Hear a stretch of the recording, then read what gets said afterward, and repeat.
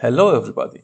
In this video, we are going to see what is JWT and how we can implement using JWT in our web APIs and how we can secure our web API using JWT and Auth0 technology. So, JSON Web Tokens, you can see that I'm inside of JWT.io,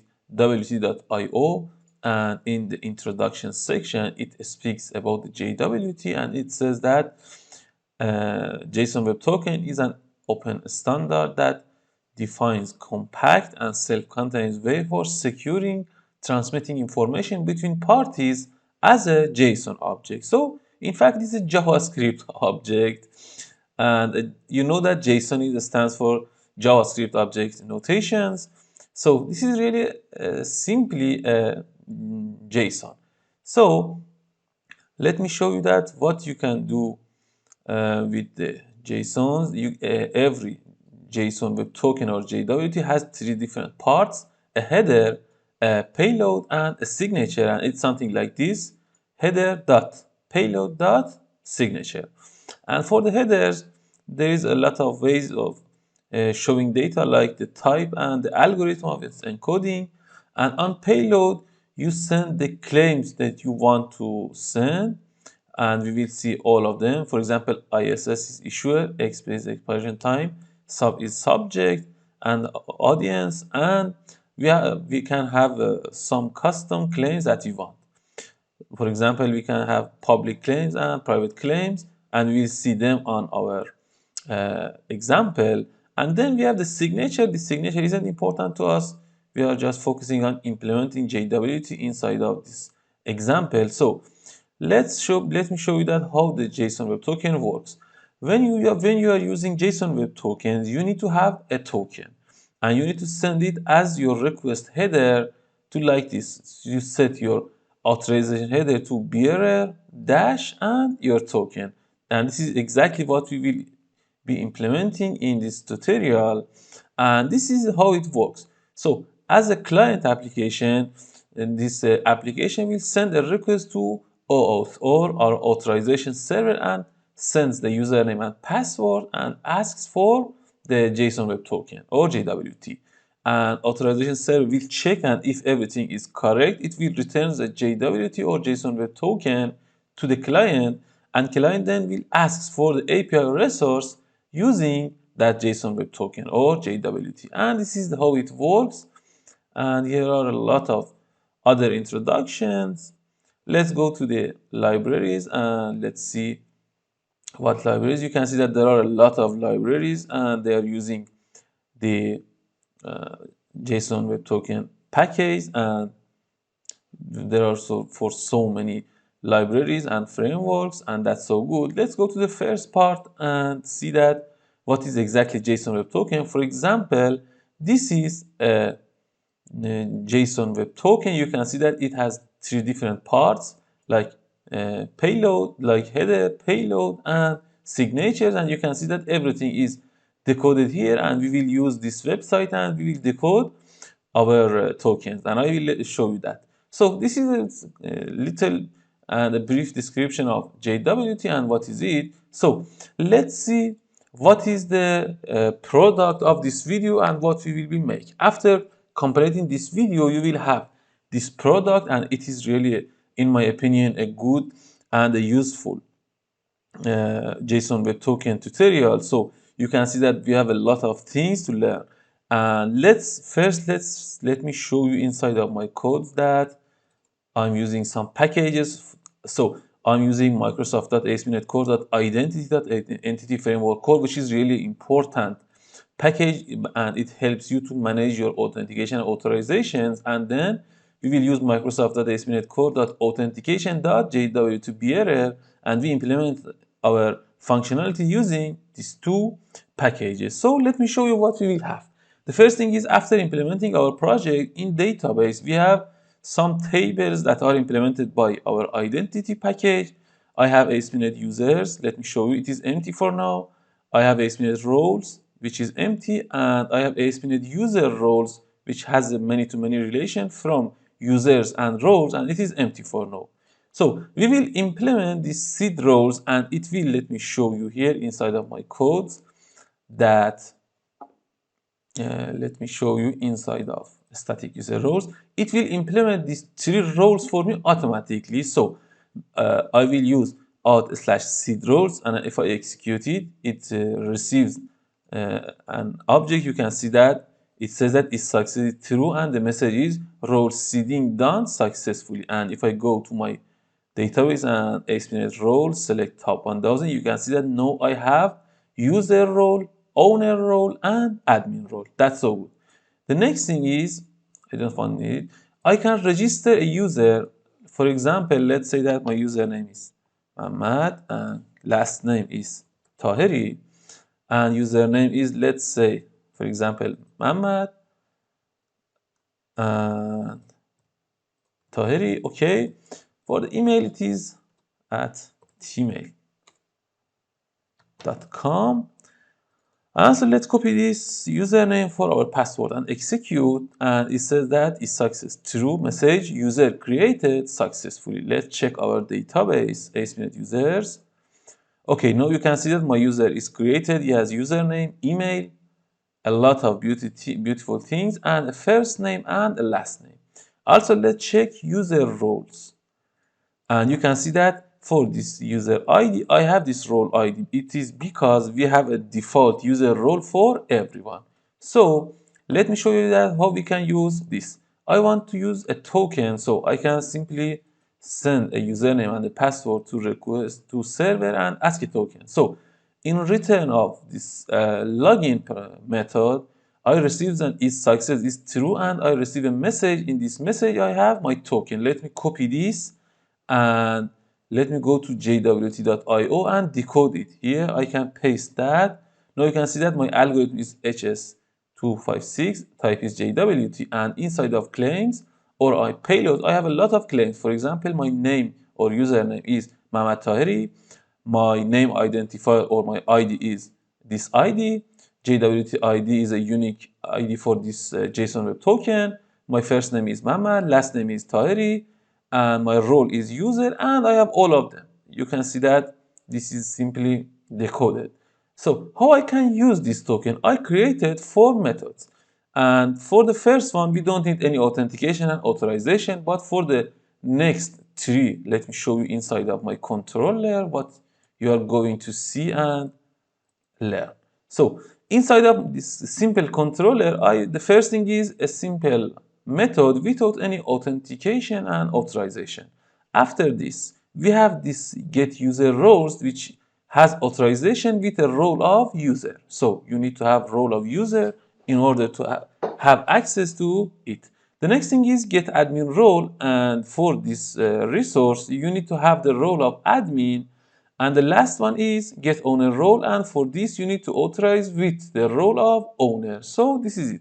You need to use these roles. So let me show you that in order to using this and send the authorization header, I using Postman. So the first thing is slash weather forecast slash get. Let's send a request without any authentication. Okay, we receive a 200. Okay.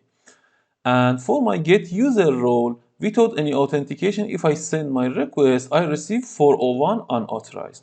So I send an bearer token here, and I paste the token here. Let me show you that I using this token from here, and let's send. Now it is the status of 200. That's so good because this user has the user role. Let's check this token for the admin. We know that he hasn't added the role of admin. Let's import our token here and use bearer token and send. Okay, you can see that it says 403. If we don't use any token, it says 401, which is unauthorized. And when we use a bearer token and paste our token here, this 401 changes to 403 forbidden. It says that you are authenticated, but you are forbidden from accessing to this resource. And also let's test for owner without any authentication. Of course, we receive 401. But if we use JWT bearer and or let's say bearer token is better, it's much more easier, and send. it says 403 you don't have access to this specific route. So how we can access to them? Let me show you that I have two different methods. One of them is making a user admin, and the other one is making a user owner. So to making a user admin, I can simply pass my username. What was my username? Username was Mohammed Tahiri. So I send my username to make admin and execute. So it says that what is my response is success true message. User is now an admin. Let me show you inside of user roles. Now my user has two roles. You can see that it is 123 and F60. Let's go to roles. Okay, 123 is user and F60 is admin. So my user is now admin. Let's check. So because we changed everything, we need to log in again to. So let's reset, execute, and receive our new token. So let's decode this token. You know that no, I have just user, but if I change my token, you can see that my role is now is user and admin both, and it is an array of roles. That's so good. So let's go to here and check the admin access. So for get admin role, this time I must have access. Let's check. Yes, I have access. Let's check our get owner. We don't have access, but let's check it. Send. Okay, we don't have access to it yet, but now we have access to get admin role. That's so good. And also the last one, let me show you here. The last one is make owner. So we can make any user owner. For example, if I copy my username and paste it here inside of body of API auth make owner and send, it says it success true, user is now an owner. And let's check inside of my user roles. Now you can see that my user has three different roles. That's so good. And let's ask for another login, because every time we are changing these roles, our claims must be updated. So let's create a new, okay, copy. First, let's decode it quickly here, Control A, Control V. Now you can see that for my roles, I have user, owner, and admin. And let's check to see if I have access to owner now. Let's delete this and paste my new token and send. Okay, now you can see that instead of 401 and 403, I have 200. Okay, and let's check everything. This doesn't need any authentication. That's good. Let's check get user role. We know that I have this role, so I must be able to access. That's so good. And if I change one of these characters to test, it would be 401 unauthorized because my token is wrong. But with the right token, I have access, so good. And for get admin roles, let's check again. I have access, so good. And for get owner role, good, I have access. So this is just a basic example, but it shows you that you can simply use this authorization with these roles for any resource you want and restrict that resource to the roles that you want. And also you can use these roles here inside of the controller, so all of the controller will be accessed just by the users that have these roles. So this was the demo of the product of this tutorial, and this is everything you want to use JWT.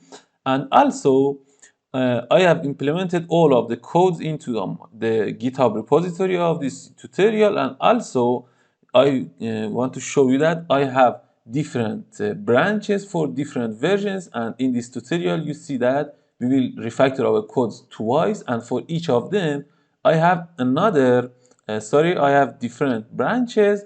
And this is because if in the future we want to update this repository, you can always refer to these versions and these branches, and the codes are exactly the same as when you are seeing this video. For example, in version 1 we have just 6 commits, and in version 2 we have 8 commits, and in version 3 we have 10 commits. But in the future we can add another branches, and if you want to go to specific branches, it will be saved on the exact state, and that's it. So if you enjoyed this demo, please like this video and leave comments for me and let me know what is your opinion about this video, and also subscribe to my channel. So let's start and implement our backend project. As always, we create a new project. In this tutorial, I'm not going to create a full stack project, and it is just a web API. So I directly create my project here and create a new project. So for templates, you can simply use C# from here, and for project types, I choose Web API. So this is my template, ASP.NET Core Web API next, and I say it is JWT security, or let's say JWT Auth ASP.NET Web API and ASP.NET 7. So it is just a test name, JWT Auth ASP.NET 7 Web API. In drive F, let's go next. It is .NET 7. Okay, I don't need this. Configure yes, don't enable, yes, yes, and no. And let's continue to create our project. So this is my project, and let's see its folder inside of drive F. You can see this is the folder of my project, and that's it. So I want to initialize my project and use GitHub. So let's close this for now. You can, for handling your Git initialization, you can use command lines or anything you want, or even you can use Visual Studio. But I use Visual Studio Code, and I think it's a better idea. So I open this project with VS Code, and here inside of its root, I created .git ignore and readme.md. So in git ignore, I want to ignore some files. I simply copy them from my GitHub, and you can also copy with me. So for example, this is good, and .git ignore. So let's copy all of these and put it into .git ignore. That's good. And also in readme, I simply say JWT auth with ASP.NET 7 Web API. This is it. So let's open a new terminal here. View terminal, git init, good, git add dot, and git commit -m init. This is really important to work with GitHub and version control system. So this is it. So my project is now using Git. Now let's create a new, let's go to my account and create a new repository, new. So I say your name is YouTube dash, and let's copy this name from here. I want to use this simply. So YouTube JWT Auth AC7, good. It is public, and let's make everything like its default and create our repository. So now you can use a new repository or an existing. For existing repository, you can simply use these 3 lines. So I copy this, and here I paste it. Git remote add origin of this repository. Then git branch -m main will change the name to main. That's good. And git push -u origin main. And that's it. This will push our code to the GitHub. So let's refresh.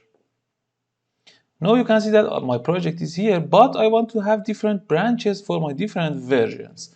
So let's do this now and then continue. So you can simply use git branch and make a new name, but I want to show you that how you can use this graphical user interface. So you can simply create on this source control here, and here you have a lot of access to everything you want.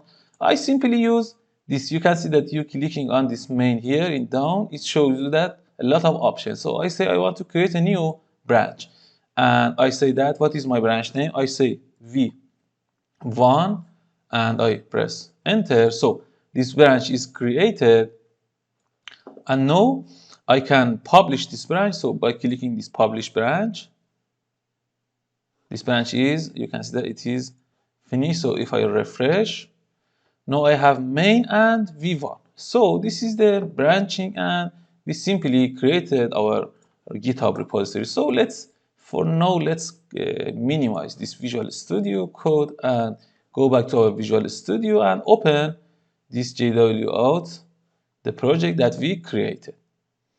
Okay, that's it. So here you can see that now I have access to main and v1, and that's so good. So and this is the initialization.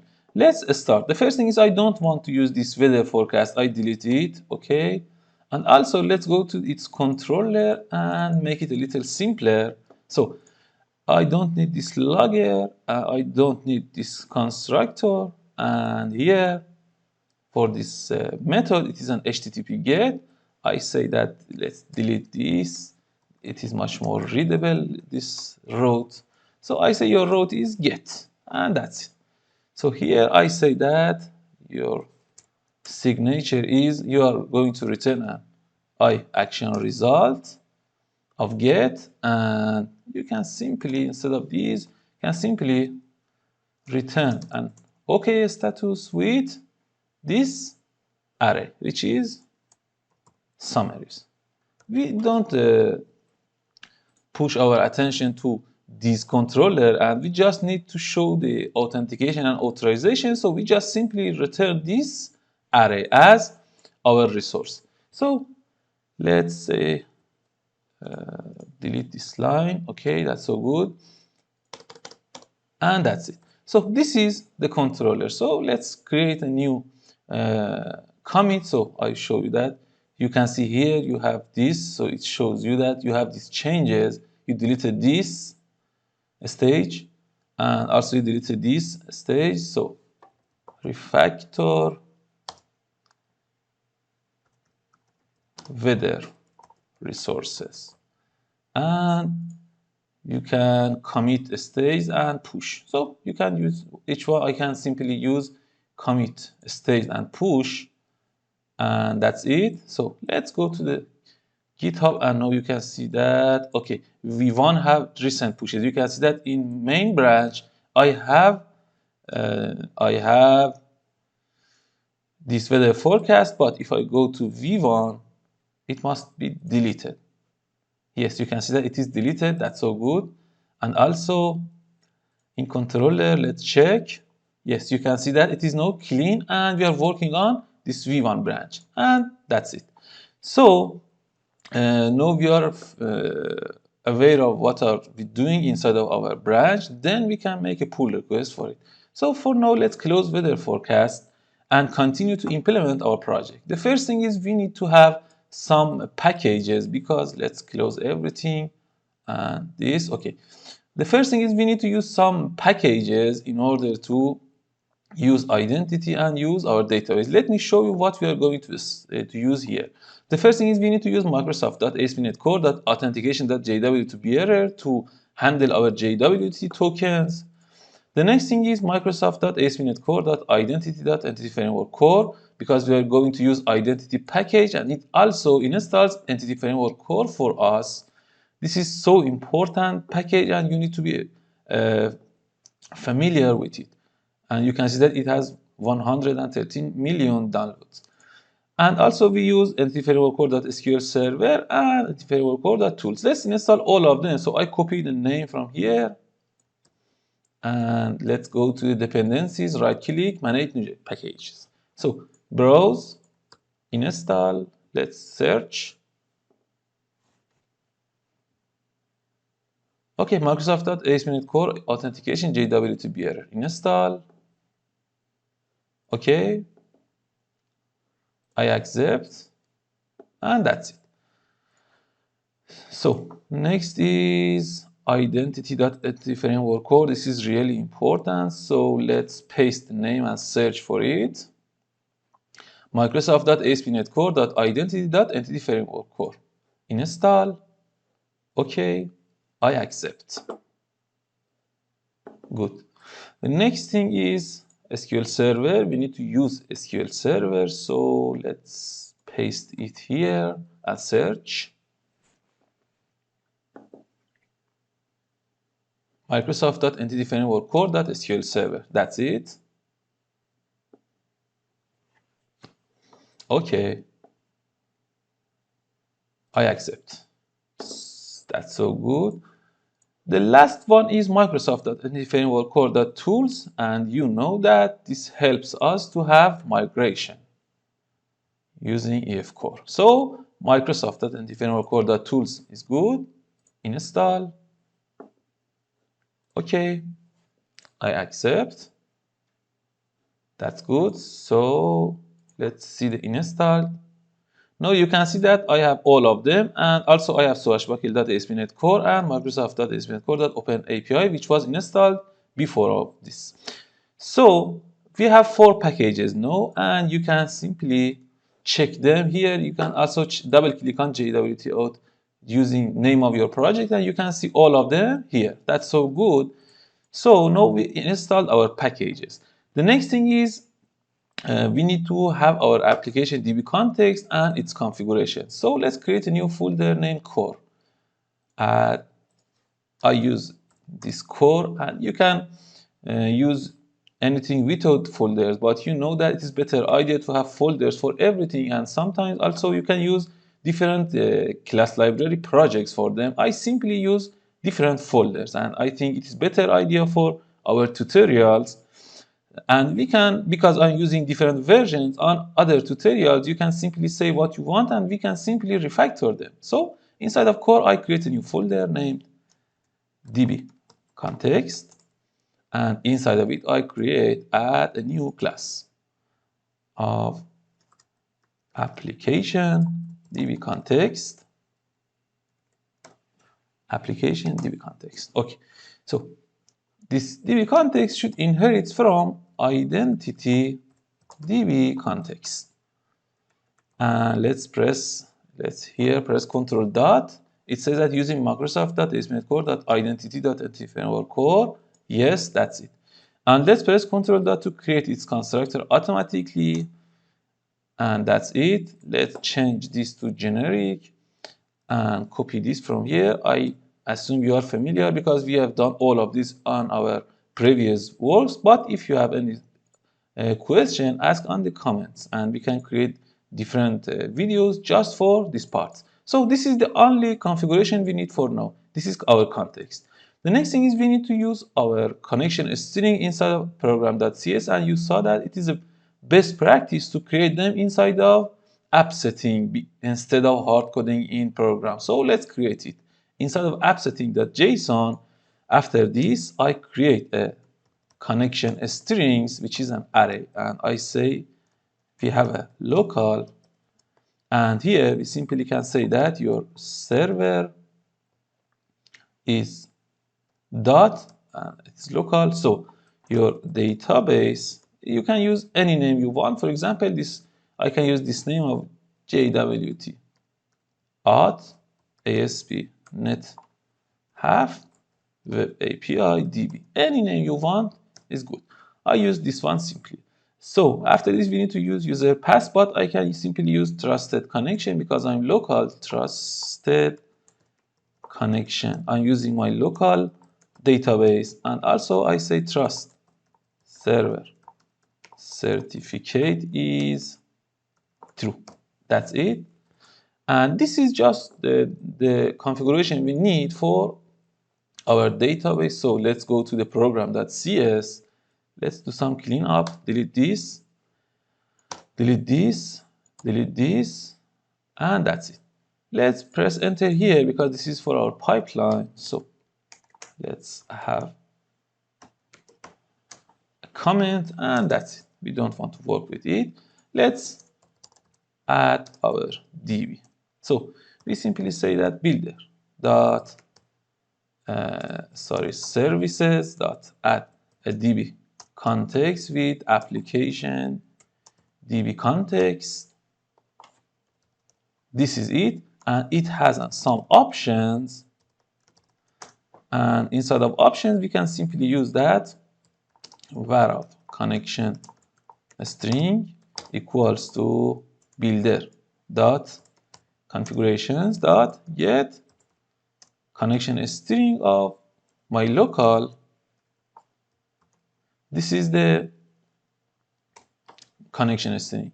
And we can say that options.use SQL server with this connection string. That's it. And also, because we are going to use our identity, you saw that, let me show you inside of application, we inherited from identity context and we need to configure it. So let's do all of our configurations and add them. Because this can be a little complicated to you, I divide them to different sections. For example, the first section is add identity. Next, we need to configure our identity, and also we need to add, we need to add our authentication and JWT bearer. So now you know that this is different sections of what you want to use. So the first thing is using identity. We can say simply builder dot services. Let's go to the next line to be more readable. Dot add an identity. Any identity want to use a T user and T role. So for user we can use identity user, and also for role we can use identity role. This is the first line. For the next line we need to add entity framework stores, and what we need to use, we need to use application DB context. So we need to use application DB context as our stores, and also let's add a default token providers. It is required for using in our identity. This is all of configuration for adding identity. Next thing is configuring our identity. So we can simply configure everything we want. For example, builder.services.configure, and we can have some identity options. That's it. So we have some options, and for them we can say that for options we can use, for example, for password dot required length can be, for example, 8 or 10 or 11 or anything you want. Also we can have options dot password dot, for example, required digit can be false. Also we can have options dot password. We have a lot of options. For example, after this we can use required lowercase and uppercase. For example, lowercase false and uppercase false, it's suggested for me automatically. That's good. And also we can use options dot password dot, let's say, require non-alphametric false. And also let's have another one. For example, for sign in we have require, you can see I have required confirm phone number, confirm account, confirm email. For example, I say confirm email is false, and also a lot of them are accessible. I just want to show you the example, and this is it. So you can have any options. For example, let's say that options that you have access to logout dot sign in dot password, and you can see that you have user claim identity. You have a lot of options, sign in, stores, tokens. This is it. So let's delete this line, and this is for our config identity. Next thing is we need to configure our authentication and JWT bearer. So let's add it. We say builder.services. Okay, let's go to the next line to be more readable. Add authentication, and as always after this we need to add JWT bearer, and that's it. And for this we can have different configurations. For example, for add authentication we can receive some options, and now you can see the structure of it. And we say that for options we can use, for example, options dot default schema can be a JWT bearer, JWT bearer, JWT bearer defaults dot authentication schema. Let's copy 2 times. Also we can use for, because this is default, it can be for everything, but I will show you that there are a lot of options like default authentications and also challenge. So default challenge schema, So for all of them, we just use JWT bearer defaults.authentication schema, and then you can change it. But now you are familiar that we have some of these options here, and it's enough. So for at JWT bearer, let's have some options. You can have a lot of options here. For example, options.save token is true. And it's better to not cover all of them because it takes a long time, and we can simply search for them later. So options.save token is true.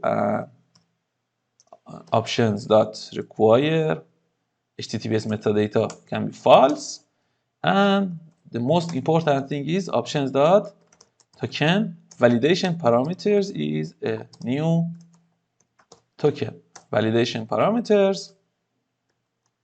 But let's delete this part, and using control dot using it is much more better. You can see that now it's more readable.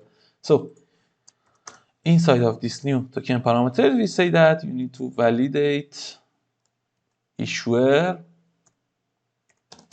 is true, and also you need to validate the audience is true, and your valid issuer must be some API. Let me write everything to see, and then I show you valid issuer, and also you need to valid audience something, and then we need to use issuer signing key. So for this valid issuer, we want to use some strings, and it's better to use them here. So let's add another part here inside of this app setting, and after this connection string, we create a new JWT value key, and this JWT is an object, and here we can have all of this. So let's copy them. For example, for valid issuer, let's copy this key, and let's define it here, and also let's have the valid audience, and let's have it here. This is better. And also we need to have a secret for our key. It can be anything you want. You can see that I'm creating it so randomly, and that's it. And this is for my secret. So for valid issuer, I want to use the IP of this server. How can I access to it? I can go to properties, and because in profiles I'm using HTTPS, so this is this URL copy. It is what I want. So this is my valid issuer, and also for valid audience, we can say that this is, for example, localhost of 3000, and you can use any IP if you want for your audience. For example, if it's a React, local React project, it is almost a lot of time it is 3000. That's it. So I have valid issuer, valid audience, and secret. And how I can access to them? In fact, let's close application DB context and line setting. In fact, it's too easy. We must access to our configurations. So for this, we can simply say that builder.configuration of JWT and valid issuer. And let's copy this. Also for audience, we can say that builder.configuration of JWT and valid audience. So it would be read from that file. And for issue signing key, we can use new symmetric security key of encoding dot UTF-8 dot get bytes of that secret. That secret would be builder dot configurations of JWT. Let's copy the name from there. App setting. So it is secret. That's it. So now I have access to all of them here, and this is, let's have another semicolon here. This is all of configurations I want. Let's close it. Let's delete some white space. Also, before this authorization, I need to use app.use authentication. That's it. Now I have all of my configurations, and let's close everything and check my database connection. So you need to open on other window, view other window, package manager console. You need to use add migration of, let's say, init, and test it. Okay, let's say update database. It seems that we don't have any error. That's good. It is migrating and it's done. Let's open our database. Connect. So JWT Auth, that's good. You can see that we have a lot of tables like role claims, roles, users, and a lot of them. Let's check roles. It is empty. Let's check user roles. It is empty. Let's check users. It is empty. That's it. This is all of the tables we have. And let's go here and let's have another commit. So application DB context, good. Migrations, okay, implement DB and identity. So we staged everything. That's good. Let's commit and push. That's it. So this is the part that we created all of our programs. Yes. The next thing is we need to use some Dtos and then implement our controller of authentication. So inside of core, I create a new folder named Dtos. And for my Dtos, I want to have, let's create a new class of register DTO. That's it. Inside of it, I want to have some different props like a string of username. And for this, I want to have an annotation of required. And I must say that, let's copy this name from here. Username is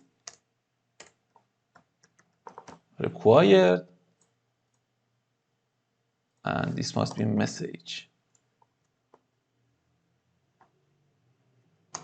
Error message is username is required. Also, let's copy this. And this time for username, next thing is my email. And I say your error is email is required. Let's copy again. And also let's receive my password in this DTO. And we say password is required. This is registered DTO. Let's copy this because it is exactly the same like this DTO. Let's copy all of them and create another DTO at login. DTO, I'm creating these DTOs first so you can see this overall structure. So in login, I don't need this email. I just want to use a username and my password. That's it. So let's close login and register. Also, let's create a new DTO because I want to update my permission. So I say update permission DTO. You will see what is this DTO. And for this DTO, I just want to use my username. So let's delete all of this. Control S, and that's good. So I created 3 different DTOs. Login DTO with username, password. Register DTO with username, email, and password. And update permission DTO with just username. This is all of them. Also, let's create another folder here. So inside of core, I create a new folder named other objects. And here I create a new class. Its name is static user roles.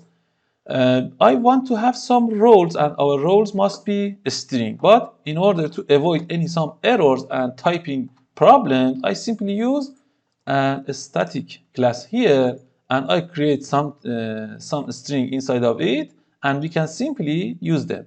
So you will see how good it is. So we create some string, and this string must be const for.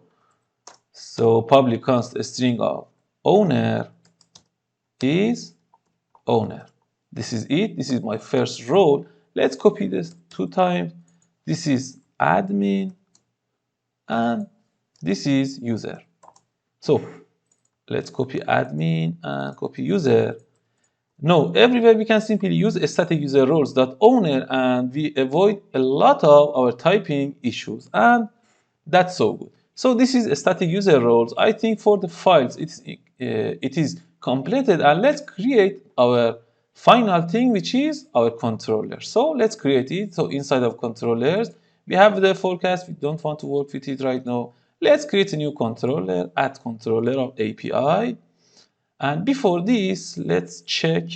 I know that you think this may be a little boring, but in fact it's too important to have a to have a little commits. So let's add a commit. You can see that I have a lot of changes. For example, I created these Dtos.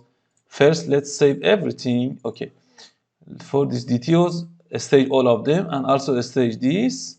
So I say add Dtos and static roles. Let's commit and push, and let's check them. So let's go to the v1 branch and refresh. Okay, now you can see that inside of this branch of v1 we have 4 commits, and this is really important, and you must know that this is an enterprise level working with GitHub. This is really so important, so I'm covering this inside of this video. And by the way, if you think this is a slow tutorial, you can simply increase the speed of your video player in YouTube and watch with faster speed. So this is it, and let's continue. So we committed everything. Now it's time to create our controller. On controllers, add a new controller, API controller empty. Your name is auth controller, and that's it. And in this controller, we need to use some different managers, and let me explain it better. We need to work with our roles and our users, and we need to do a lot of operations like login, like register, like check our passwords. So for them, we have 2 good tools which are coming from our identity, and let's use them. For example, the first thing is private, read only of a user user manager. Let's press Ctrl dot. It says that using Microsoft.EntityFrameworkCore.Identity. That's good. And this receives, you can see it receives a T user. So I use my identity user for it, and it is a user manager. And we need to inject it inside of our constructor. So I press Ctrl dot and say generate constructor with this. And if you're asking what is this, this is related to dependency injections. And if you're not familiar, we will create a new video later for them. Just let me know in our comments. So this is the first thing.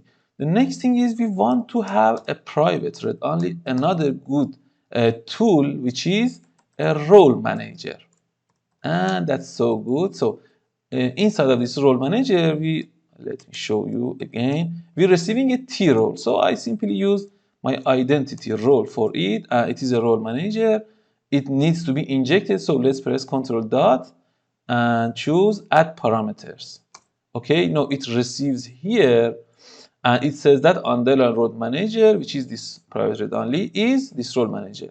Also, we need to use the configurations inside of app settings. So let's receive using private read only of I configuration of underline configuration, and let's also inject this using add parameters.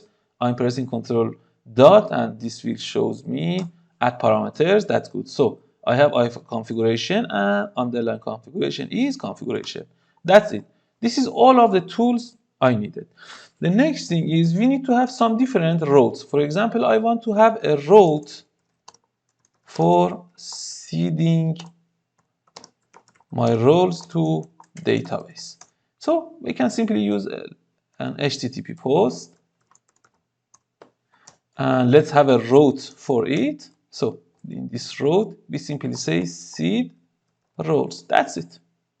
And let's create a public async task.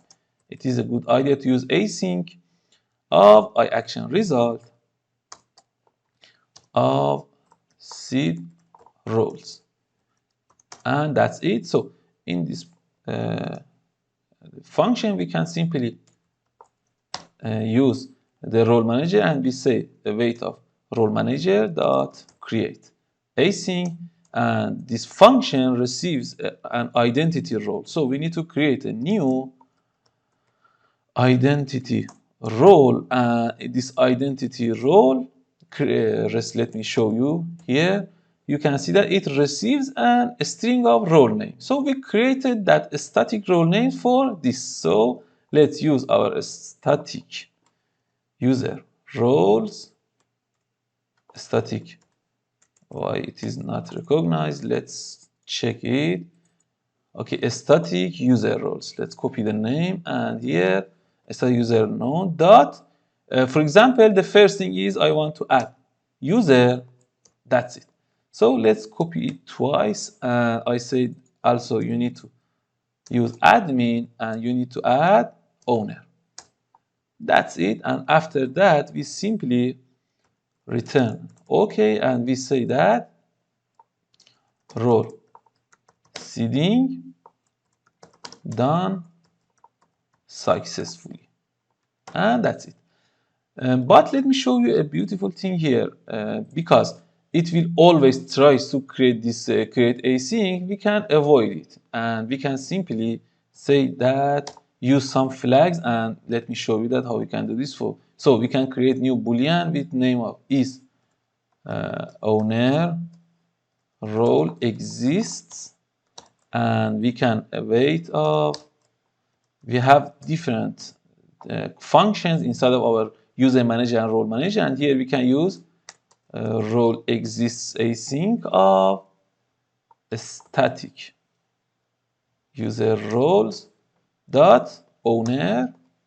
So in this role exists returns a boolean, and it says that if it exists or not. Let's copy it 2 times, and for this we can say this is for admin role, and this is an admin, and the last one is for our user, and here we say it is user. So we check that owner and admin and roles user is exist or not, and then we say that if is owner role exists and is admin role exists and is user role exists, simply you can return an OK and say that roles seeding is already done. Else, you can simply seed them all and return this OK. So I think this is good for now, and let's check this function. So let's save everything and start our project. In the meanwhile, let's check database. So for roles, let's see roles. It is empty. That's good. So let's create them using seed role, try, execute. It said that role seeding done successfully. Let's check.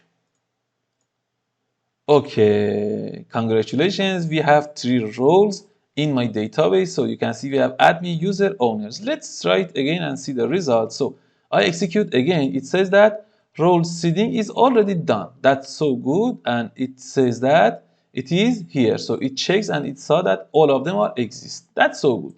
Let's minimize the seed roles and go to the next part. So the next thing is, of course, we need to register our user, then login. So let's create a new method of HTTP. HTTP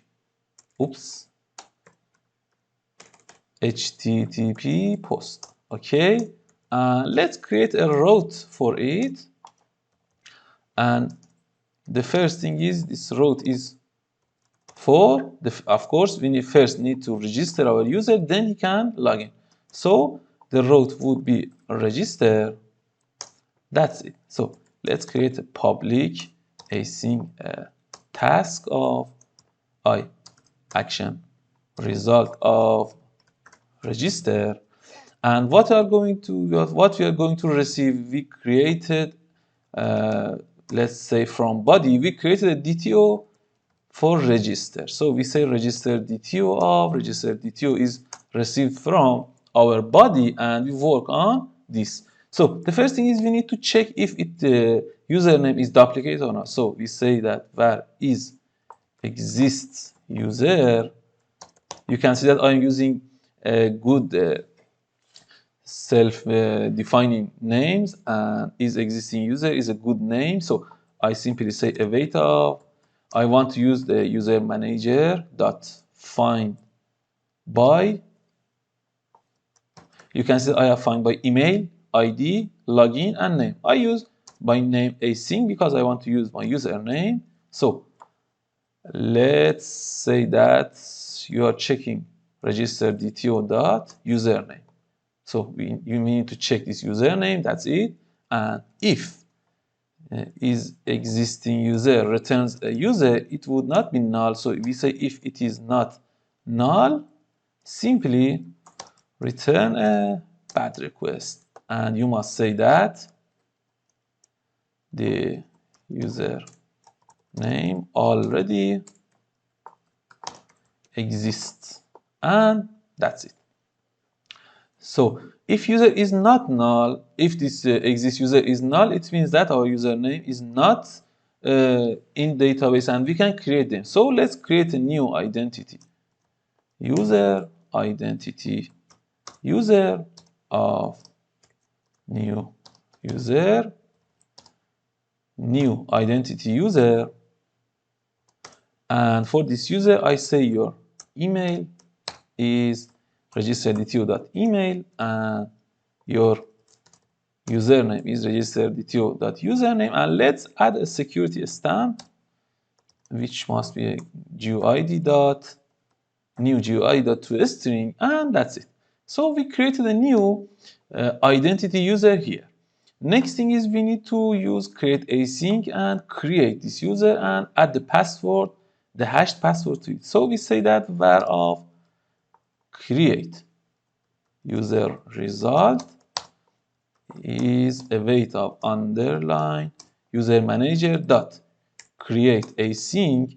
The first thing is it receives a user, so let's pass the new user, and also it needs to receive the password and then it will hash it automatically. So let's say that the password is my dto.password. So we say register dto.password is your second input. Then we check this result and we say that if this create user result dot succeeded, so we say that if succeeded is false, it means that we have an error. So we need to return this error to user so we can see that what is the problem. So let's create a beautiful string for it, and I say var error string equals to user creation failed because, and that's it. So then we have this creation user result will have some errors, which is an array. So we can simply use a for each for it. So we can use for each, and we say that for var of any error inside of its collection is create user result dot errors. You can see that this error is an enumerable of identity error, and here simply we can add them to my error string. So error string is plus equals to this delimiter, and let's add it error dot description. That's it. And after this for each, we can simply return a bad request of this error string. Else, if we don't have any error here and if it is succeed, we can simply add a role to it. So we can simply say user manager dot add to role async, and let me show you. The first input is the user. So user is this new user which is created in our database, and for the role we can use that static user roles dot user. By using this line, let me add a comment for it. Add a default user role to all users. You can see that by using this line, we created default user role for all of my users. And then we can simply return an OK, and we say user created successfully. So user created successfully. That's good. So let's stop and check everything. So I can simply use a breakpoint here to show you. Okay. So let's go to register and let's stick with all of this default value and check. So we say that if it's come here, you can see I have registered DTO, string. Let's go to the next line. Okay, is exist user is null, that's good. Let's continue. So it creates a new user, that's good. Let's press F11. So okay, you can see that succeed is false. So let's continue and see the result. And it is 400, which is bad request. It says user creation failed because password must be at least 8 characters. Where is this coming from? Let's go to program CS. This is coming from here because you said that your password length must be at least 8. And you can config all of them here, so you can see that. I want to use, let's say, a minimum of 4 or 3 is good for me because this is just a sample. Let's start again and use this register. So let's send this default values, string, continue. Okay. This time it is succeeded. That's so good. So let's delete our breakpoint and continue. And it says that user created successfully. Let's check on database. So ASP.NET users. Okay, my user is created a string. That's good. That's it. And let's check ASP.NET user roles. So for this user ID, this role ID is created. This is many to many, and we can create some different roles for our users. That's so good. So I think our register is working correctly. Let's minimize it and go to the next part, which is we need another route for our login. So let's do it. And let's create HTTP post, and we need to use a route for it. Of course, it must be a login, or you can use a sign up, or any name you want. You can simply use register and login here. So for the login, I want to create a public async, a new task. And this task will return again action result simply. So I say this name must be login, and this time we receive from our body, we created the login DTO on the initial part of this video. So we receive a login DTO. Let me remember you quickly. This was register, username, password, email, and this was login, username and password. That's it. So let's close program, and I don't want them anymore. So we're receiving this login, and let's say that we want to check that var of user. So we need to check the password of our database because our user. So we can simply say that var of user is await of underline user manager dot find by name again because we are using username, and we can simply use this login DTO dot username. So if the user is null, or we don't need this curly braces, we can simply, because we just need to one line, we return an unauthorized, and we simply return invalid credentials. We don't say that your username is wrong or password is wrong for security reasons, and we simply return unauthorized. So this is the first part. After this, if we don't return unauthorized, we say val is password correct, is await of underline user manager dot check password async. Okay, let me show you. The first input is my user that I find it here, but using find by name. And the next thing is my password. This password is coming from login DTO dot password. And this method will check this input login password with the password which is saved in our database, and it will configure them automatically, and that is so good. And also, if not of is password correct, so if our password is not correct, we can simply return this unauthorized again. So let's copy this because it's exactly the same. No, if our username is wrong and it is not exist in database, or our password is not matches the username, we simply return unauthorized. That's it. Then if we don't return anything, it means that our user is existing database and its password matches. So let's grab the roles, and we say that my user roles is weight of underline. We have a lot of good functions in user manager and role manager. For example, here we want to use get roles async of this user, and that's it. The next thing is we need to use some claims. I don't want to speak about claims so much in this video. We can create a new video just for it, and in this video our focus is just for overall functionalities and JWT or JSON Web Token. So let's create them, and then in our next video we can talk about claims. So I have all of my roles here, and I need a claim for all of them. So let's create a list of claims. For example, var of auth claims equals to a new list of claim,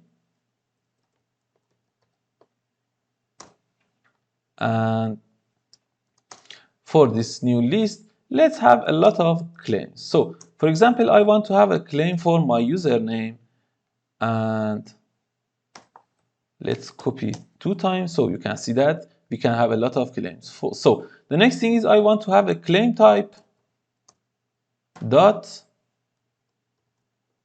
Let me show you. We have a lot of claims. You can see there are all of these available. So I simply say that claim types dot name, and it would be my user dot username. This is the first one. And the next thing is I want to have a claim types dot name identifier, which is my ID, and I say user dot ID. That's it. And also let's have a JWT ID. Let's have a unique ID for every JWT. It can be used on different projects. I don't want to speak about it. I simply want to use it here, so you will be familiar when you see on the next tutorials. So let's use GUID.new GUID.toString. We create a new GUID here for JWT ID, and this is the initial auth claims. After this, we may have different roles, so we need to use for each, because this user roles is an I list. So we can use a for each, and we say that for each user role in its collection. What is its collection? Its collection is user roles, and we say that for each of them you need to add. So auth claims dot add, you need to add again a new claim. And what is this claim? So your claim key is claim types dot role. Don't forget to use this claim type dot role. This is really important. And also we say that this is the user role. That's it. So for each of them, we add a new claim for my role into my auth claims. This is the next part. And then we need to change this all of these claims into token, but because it will be another functionality, we create a new method for it and we call it here. So let's say that var of my token and string token is generate new JSON Web Token. That's it. And this JSON Web Token needs to receive the auth claims, and then we can simply return an OK with this token. This is it. Now we need to create this function. So let's create a new function and let's copy this name. And what is this generate new website generate new JSON Web Token? It doesn't need HTTP route, HTTP method and route, because it's just a simple private function. So let's create just a simple okay, we are inside of this method. We need to go next. Okay, let's create a private, and the return type of this is a string. So we say a string of generate new JSON Web Token. It is receiving this claim, and you know that this is a list of claim. So we can simply say that you are receiving a list of claim, and the name is claims. That's it. So inside of this, we need to create some new token. Let me show you inside of this program.cs. Here, we say that your token validation parameters is this, and you need to use these. So let me copy all of them from here because I want to use them, and go here to auth controller. I comment all of them. Okay, so here we need to have some different things like security keys and, for example, issuer and audience. So first, let's create this symmetric key. So I exactly copy this line from my program CS, and I say var auth secret. I create this secret here. I say this is a new symmetric security key of encoding.utf.get bytes of builder.configuration.jwt secret. And this time, this builder would not work because this builder now here is underline configuration inside of controller. So instead of builder, we can simply use underline configuration. I intentionally copy this from program CS to show you that this underline configuration is exactly the same that we have there, and that's so good. So let's delete this, and this is underline configuration of JWT secret. So there we had access of builder.configuration, and here we just use underline configuration. So this was for this. The next thing is we need to create a token object. So let's create a token object. And this is a new JWT security token. And that's it. So inside of this security token, we have some keys and values. So the next thing is its issuer. Who is this issuer? Exactly, again, configuration of. Now you can see that I'm exactly using the same. So is issuer is exactly this key. That's good. And also I need some audience. Who is this audience? Is underline configuration of valid audience, which is this. That's so good. And let's use another thing. For example, when this token will expires, I can say datetime dot no dot at hours, and I say in 1 hours it would be expires, and we need to use claims. So for claims, we receive our claims from this input. That's so good. And also, let's have a signing credential. So for the signing credential, we need to use a new signing credentials of this auth secret. And we need to have, let me show you this overload of it. We need to use a string of digest and initialize the new instance of the signing credential class. So here we need to use the algorithm of security. So I use security algorithm does h mac of 256, and that's it. So this is my token object. No, I don't need them. I could delete them. So you saw that we created this token object, and now we can use it. So let's grab the string of token from it, and we say that the string of token is a new JSON security, JSON security. Oh, sorry, it's not recognized. It is JWT security token. This is security token handler dot write token of this token object. That's it. Now we can simply return this token, and that's it. So inside of generate new JSON Web Token, we created a string of token using issuer and valid issuer and audience and expires, claims, and signing credentials. You don't need to learn all of them. You can simply use copy pasting them on your next project, and that's it. So this is generate new JSON Web Token. So let's minimize this and minimize this, and let's check. So stop and start. So you know that we created a database. Let's open. Okay, we created a string. Now we can check it. Okay, so let's check login. I say that string is good. Let's check what it said. It returns and JWT token. That's so good. Let's see that when we don't have the username, what happened? For example, string one for username, it says invalid credentials. Let's check that username is true and password is wrong. Also invalid credentials. But if username and password is true, we return JWT token. So let me show you what is this JWT token. I will open a new tab and I say jwt.io.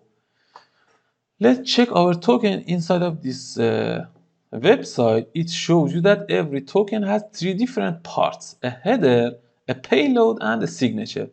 And let's paste our token here. Now you can see that my token had three different headers. Its header says that type is JWT, algorithm is HS256. This is my data and this is my signature. We just need to focus on this data. Let me copy this from here and show you JSON visualizer.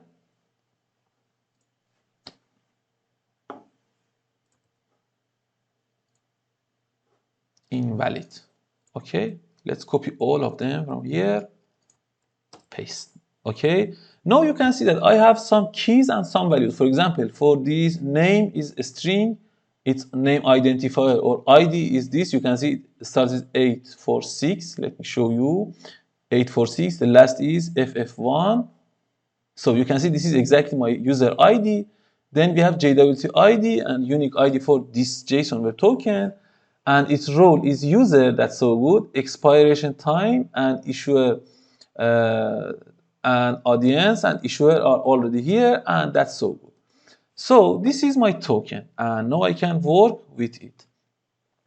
Now let me show you that how we can use this token. So let's stop everything and let's check our changes. So we add program CS and auth controller. So let's have a commit in v1. We say that okay, add and add. Okay, implement basic auth in auth controller. And let's stage commit and push. That's so good. Let's check. Okay, go to v1.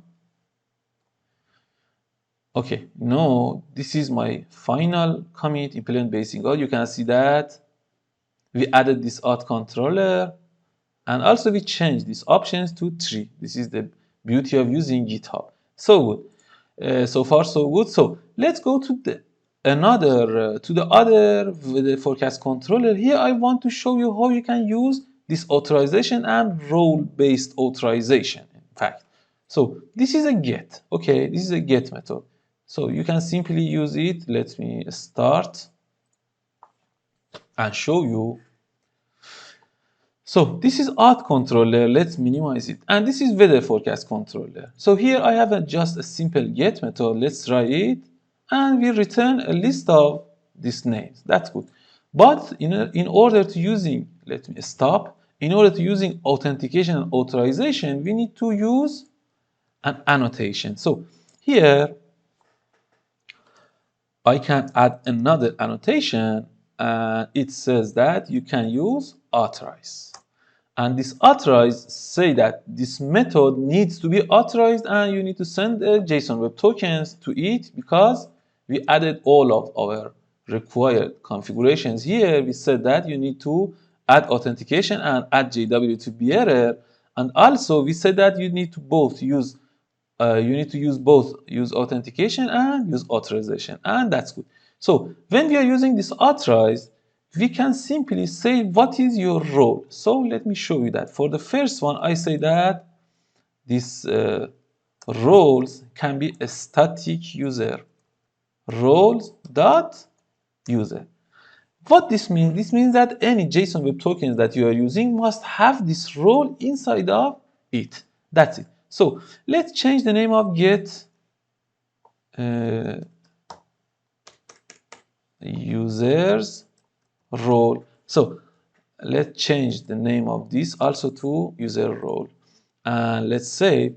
And also let's create another for admins and owners. So this one is for get users. The next thing is get admin. Let's delete this user to user. The next thing is get admin role. Oops, we have problem. Oh, this okay, let's do it again. HTTP get of get user role. The name of function is get user role. Okay, and its authorization is user. That's good. Let's do it again. Okay, for the next one we say get admin role, and the name is get admin role, and its authorization is static user roles.admin. Let's copy another one and get owner role, and here it must has the owners. That's it. So now we have different functions with different authorizations. Now you can see that any user must have this role in order to access. Let's test and start our project. So for this get method, we don't have any authorizations, so we receive everything. But let me show you with get user roles. If I execute, I return 401. It says that you cannot access to this resource. Also for this, we don't have access, okay? And for this, we don't have access. That's good. We need to send the header to our request. We can configure them inside of Swagger, but the most standard way is using Postman. Let me show you. I open my Postman.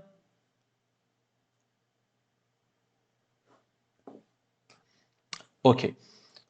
I here want to create a new request. So let's check everything. And the first thing is this simple method. I use it and I say that. The first thing is this local. When you want to use authorization, you can use these headers here, but the easiest way is using this authorization tab. Here you can use it no auth and send request.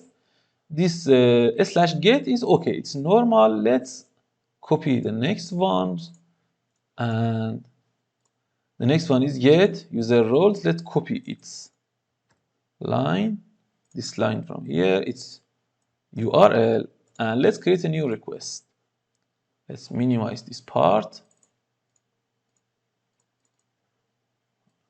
Okay, and here for authorization, for no, let's say no auth send, we receive 401.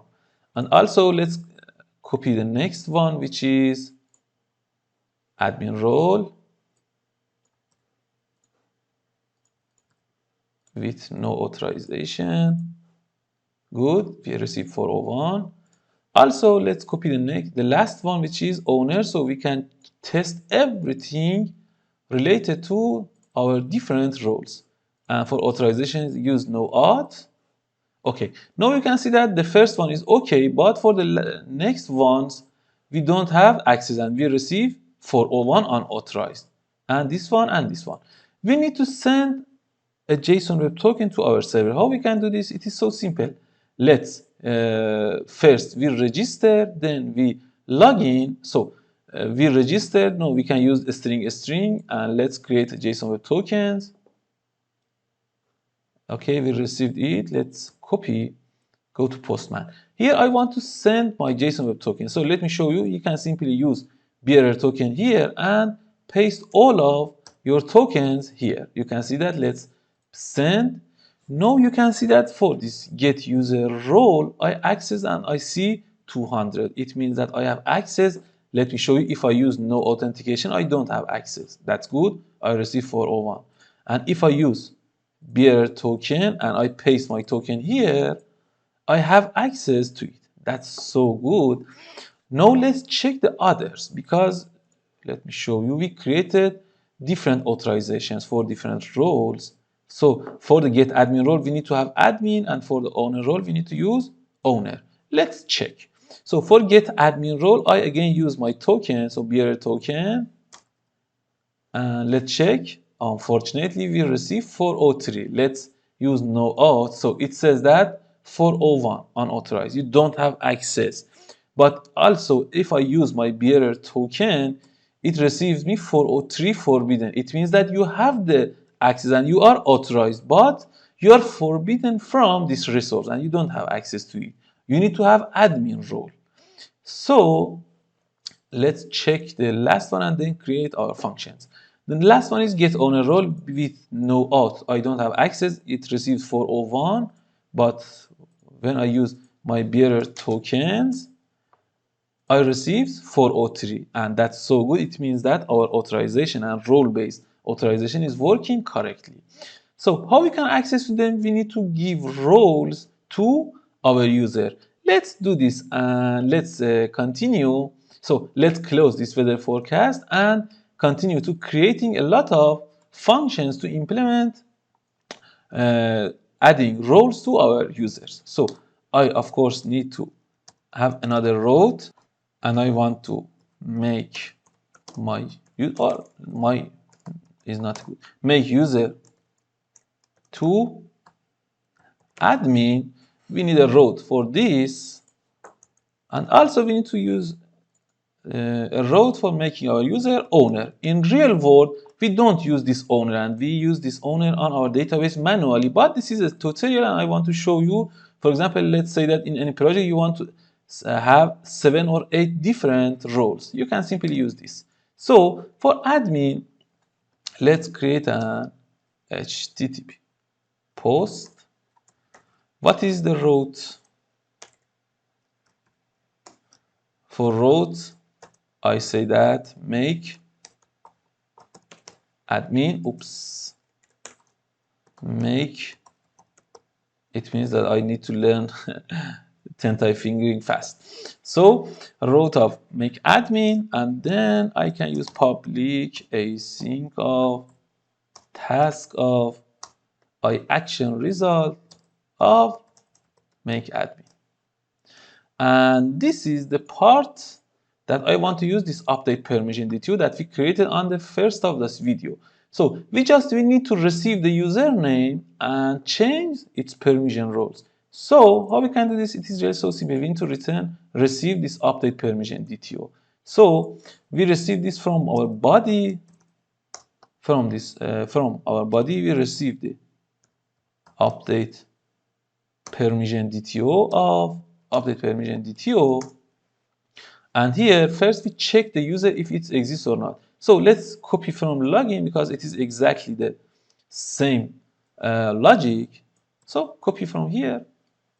You can see that copy pasting is a good idea a lot of times. So we see that var user is await of user manager dot find by name async of this DTO now is update permission DTO dot username. And if user is null, we simply return bad request this time because we say that on the next steps we can simply use an authorization here for this post and only owners and admins can access to this, so they're sure that this username exists and we don't want to use unauthorized. So here we can simply say that invalid username. That's it. And if this username exists, we can simply use use our user manager, and we say that user manager dot add to role async. It receives an identity user of user. So we found the user, and for its role, we can simply use a static user roles dot admin, and that's it. And simply we can return an OK, and we say that user is no and admin, and that's it. So cool, so easy. Let's stop, and also let's create the last one because it is really so like this. So let's copy all of them and change them because it is equal to this make admin. So the next thing is we want to make the user to owner. So here for HTTP post of make owner, and we say public async task or action result of make admin must be make owner with from body we receive update permission DTO. That's right. Var user is exactly the same. That's good. If user is null, exactly. Here just we say that for this user at role async we use dot owner, and here we return okay. We say that user is no an owner. That's it. So let's save everything and test. So let's start and let's test make admin. So for example, I say that my username was a string. We created this string and I execute. What it says, user is now an admin. Let's test on our roles. So select 1000 ASP.NET roles. Okay, user roles. Okay, now for this user ID, I have two roles. You can see it. Let's test and let's grab a new token for this user and check its access. So login, username is a string, right? Password is a string, execute. And this is my token. No, let's check my token inside of everything. So this one is good. We don't need any authentication. Okay.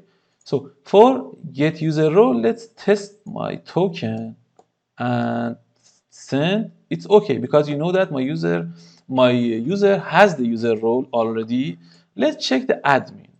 Let's press Ctrl V and paste my token.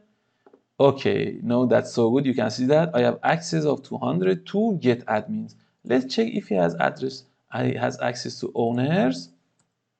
Paste, send. No, he don't have access right now. We receive 403. Let's test. Let's go to the make owner and test it. So I say for string, user is now an owner. That's good. Let's check on database. No, this user has 3 roles. That's so good. And that's good. So let's receive the token from my server. So I say login, give me a token. That's good. Let's check this token. I want to show you a beautiful thing now, because you know that he has this user now has a role of user, admin, and owner. Let me show you. Okay, this is my decoded payload. You can see that for role, now I have an array of admin, user, and owner. That's so good. So I have all roles. Let's check my token here inside the last one. Send. Now I have access to it. Now you can see that how cool it is. So let's check our let's close JSON Web Token and let's see all of my files and folders. So inside of auth controller, we created API auth seed roles, register, login, make admin, and make owner. That's so good. Also, we created some functions in our feeder forecast controller. We created a simple get without any authentication and authorization, get user role with authorization of user role, get admin role with authentication of get admin role, and get owner role with authentication of users that have the owner role, and all worked. So for the last check, let's do a beautiful thing. I delete everything. So let's go to the users. Let's edit top 200 because I want to delete this. So delete. Oops. Choose the row. Delete. Okay. Control S. Now let's select top 1000. Okay. Every user is deleted. Okay. Cancel. Oh, close all documents. That's good. So also let's edit top 2000 rows and let's delete all of them to do our final check. So let's select all our roles. It's empty, users empty, and user roles empty. Now let's do the final check. I stop this project and save everything, close everything, and I start using HTTPS server. Now let's check everything. I seed my roles, so execute. Good. Role seeding done successfully. That's so good. Let's check roles. Good. And also let's check our register. So this time I create, let's say this is my simple user. The name of this user can be user or user1. So its email is user1@gmail.com and its password is user1. Let's execute. User created successfully. You know that any user has access to user role. So let's log in with this user and we say that this is user1 and user1. Execute, get me token, thanks, copy. Let's go here and test. The first one is okay. For the next one, I want to use a bearer token and let's close. Let's delete everything and paste my token and send. I have access, that's so good. Let's check, get admin role, delete, paste. This user receives 403, so good. And let's check, get owners, 403, that's so good. This user hasn't access to anything but user. Now, let's create another one. So inside of register, I create user2 and user2@gmail.com and its password is user2. Let's execute. Okay, user created. And for this user, let's make this user admin. So I say that is username is user2, execute. User is now an admin. That's so good. Let's register with this user. We created a registration. Let's log in. Reset. Okay. Say username is user2 and password is user2. Execute. Let's copy this token and go to Postman. Let's check everything. The first one is okay, we don't have authentication. Let's check its token here for get users role. It is working because this is the default role for everyone. And also let's check admin. So here, let's paste my token and send. That's so good. You can see that I have access to this admin role authorization and it is 200. Let's check that if he has access to owners, it shouldn't have access. Let's check. No, he doesn't have access. That's so good. And for the final test, let's create an owner. So let's go to the register and let's create user3. This user3@gmail.com and password is user3. Execute. User created. Now let's make this user3 to owner. this is user 3, execute. User is no and owner. That's so good. So for user 3, let's log in and get reset. Okay. So username is user 3, password is user 3, and login. Okay, I receive a JSON Web Token. Let's copy. Now let's go to the auth. Okay, so good. Let's check this token for get user. We know that this must have access. That's so good because we have access to this get user role because every user has this default role. Let's check get admin role and let's paste my token and let's see. Okay, it says that 403. So I have the roles of user and owner, but I don't have a role of admin. So I don't have access to this type of roles that needs authorization of admin. That's so good. Let's check our final, which is get owner, and delete this token, paste my new token and send. And 200. So you can see that our authentication and our authorization. Let me minimize everything. Okay, you can see that all of my authentications are working correctly, and let's check weather forecast controller to show you again. Here we used the authorizations with different roles. We tested everything, and now you can see that we have access to all of them. Also, you can use this authorization here up on the top of controller, and all of your controller can be under this authorization, and that's so good. So let's check our changes. Okay, auth controller and with the forecast stage and stage final commit of version 1, and let's commit stage and push. That's so good. So this is okay, this is now uploaded, and let's go to the GitHub and let's go to YouTube JWT offline, refresh, go to the v1. Okay, now you can see I have 6 commit and all of them are here and they have commit messages. This is really important. For example, refactor, for example, inside of this implement DB and identity, I have done these changes. You can see that the record is here and that is so good. So the final thing is we need to create a pull request from our v1 branch to our main. So let's go to the v1, and here it says that v1 had recent pushes 1 minute ago. Let's create a pull request. Okay, able to merge v1 from v1 to branch main. Okay, create pull request. That's it. And no, okay, it says that we don't have any error and this branch has no conflict. Let's merge our pull request, confirm merge. Okay, that's so good. So let's go back to our YouTube.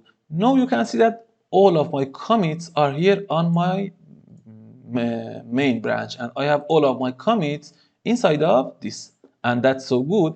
This is for the next part of implementing our JWT. On the next part, we just have some refactoring, but the business logic is exactly the same, and that's it. In previous section, we implemented all of our required functions and API routes and everything we wanted. And now I just want to show you that how you can refactor everything and use your branches perfectly. So we created this v1 and this branch of main. So the state of our current codes is inside of this v1 and we merged it into our main. We can simply remain this v1 as what it is right now and create new branches. So this v1 will be held for everywhere and for every time you want to use it. And I want to create a new branch and work with it. So let's go to here and let me show you that we have main and we have v1 for now. So for this main, I want to let me show you that what I have right now inside of my VS Code. Let's close this. So this is v1. Let's go to the main, and you can now see that inside of this main, I simply let me show you.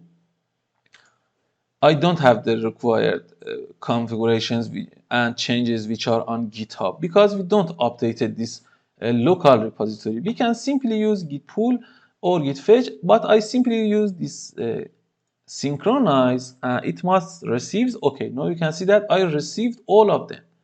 And now if I open a new terminal and I say cls git log dash dash one line, you can see that I have access to all of them. So let's close this. Yes. So now all of my files inside of my main is updated, and I can create, and also I have v1 branch, and I can create a new branch from this main and continue. So let's create a new branch. So I say main, and I'm on main, so I can create a new branch from this main. So create a new branch. I say your name is v2 and press enter. Now I have v1, v2, and main. You can see that I have v2. In v2 I have all of my changes which are coming from main, and if I click this publish branch, my v2 must be on my repository. Let's refresh. Okay, so far so good. You can see I have v1, v2, and that's it. We work on different versions, and then when we want to merging our changes, we can simply create a new pull request, and that's it. So I created v2. Let's work on this again, and this is my project. So I open my project again. Let's open.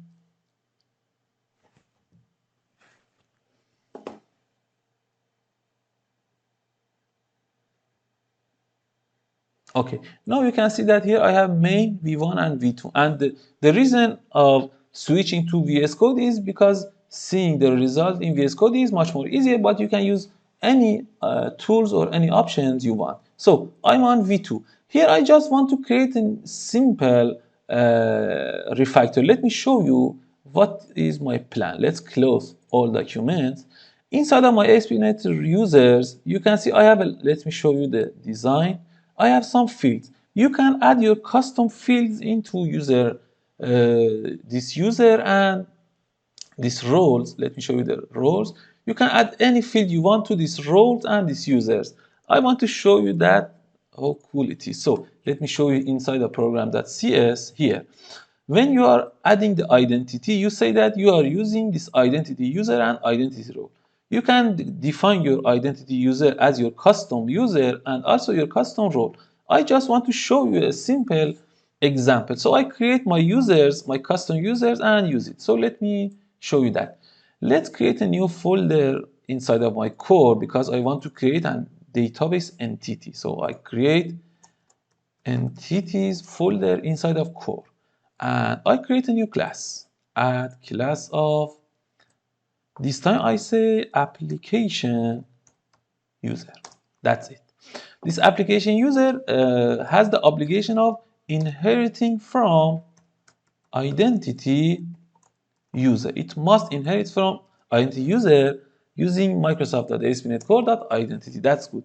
Here you can add anything you want. For example, I simply use a prop of, let's say, a string of, for example, let's say first name. Let's copy paste, and also I want to use last name. That's it, and I think this is good. So this is my application user.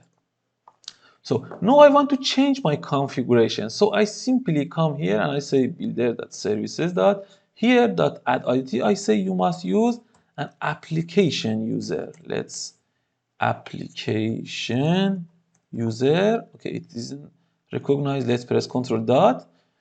And now let's check what is the problem. So, oh, this is the problem. I have a typography error. So let's rename. I say this is application user. Yes. Okay. This is application user. So let's say application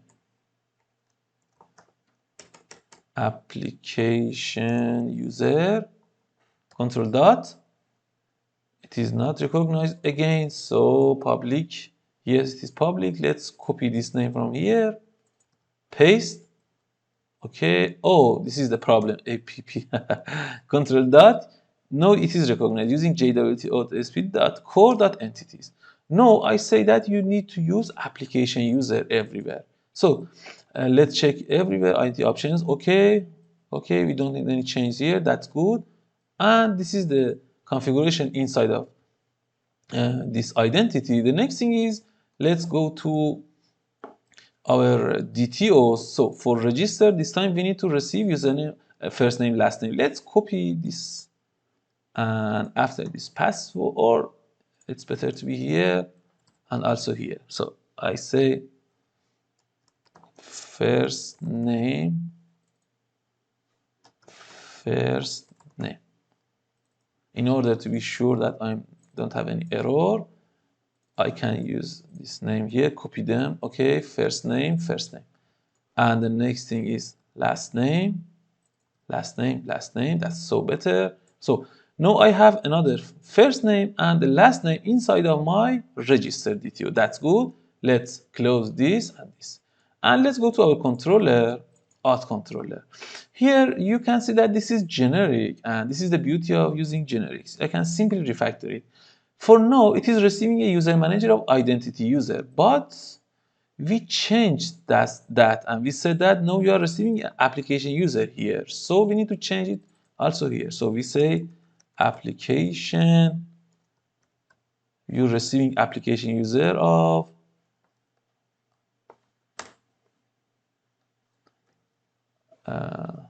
okay. I think the problem is let's go to the core, to the entities. Let's rename back to application. Okay, let's check what is using my context. Yes, 2p. This is application. This is right, exactly. So inside the program.cs, this must be application user. That's right. And in auth controller, it must be application user of user manager. And here you receive application user instead of identity user. And that's it. And the next thing is we just need to receive that inside of this, because we are receiving inside this register DTO, we need to initialize it inside of my user. So inside of new user, I simply say that your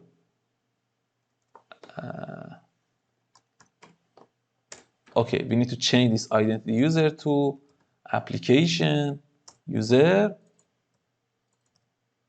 Oops. And this is also an application user. No, it is right.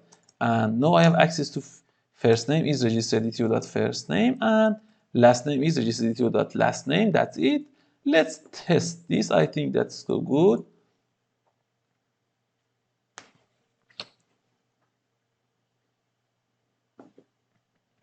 And let's register a new user. So a string.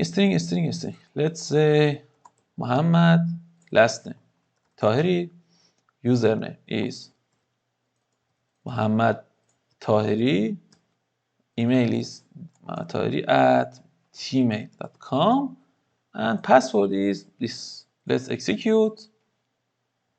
And it says that we have a problem. Cannot create a DB set for application user because its type is not included in the model. And this is the part that we need to check inside of application DB context. Let me show you here. When you are changing, let me show you here. When you are changing your default T user and T role, you need to inject it here also. So I say that this identity context no is generic and it's using application application user instead of identity user. That's it. Now it must works. Let's go to application user and now let's test. Let's just stick with this test. That's so good. Okay, now it says that we have some errors. Invalid column name of first name. Invalid column name of last name. No, it says that I don't have this column inside of my SQL client. This is data SQL client SQL exception error. It means that inside of our database, let me show you user design, you don't have the fields yet. So what you need to do, it is really so simple and it is really so good to see these errors here.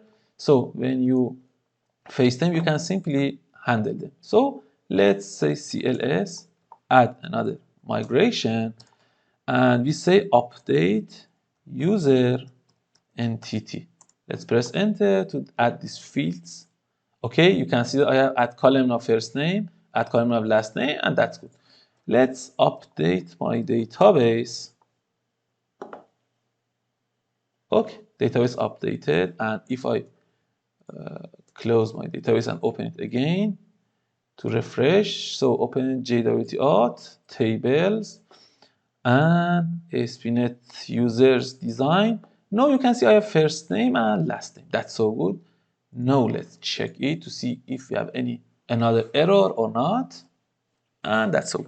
So let's register with this default, execute. User created successfully. Let's test on my database. Okay, it is this one. You can see I have a string, email string, username string, and anything else. And also I have first name, last name. Let's test again.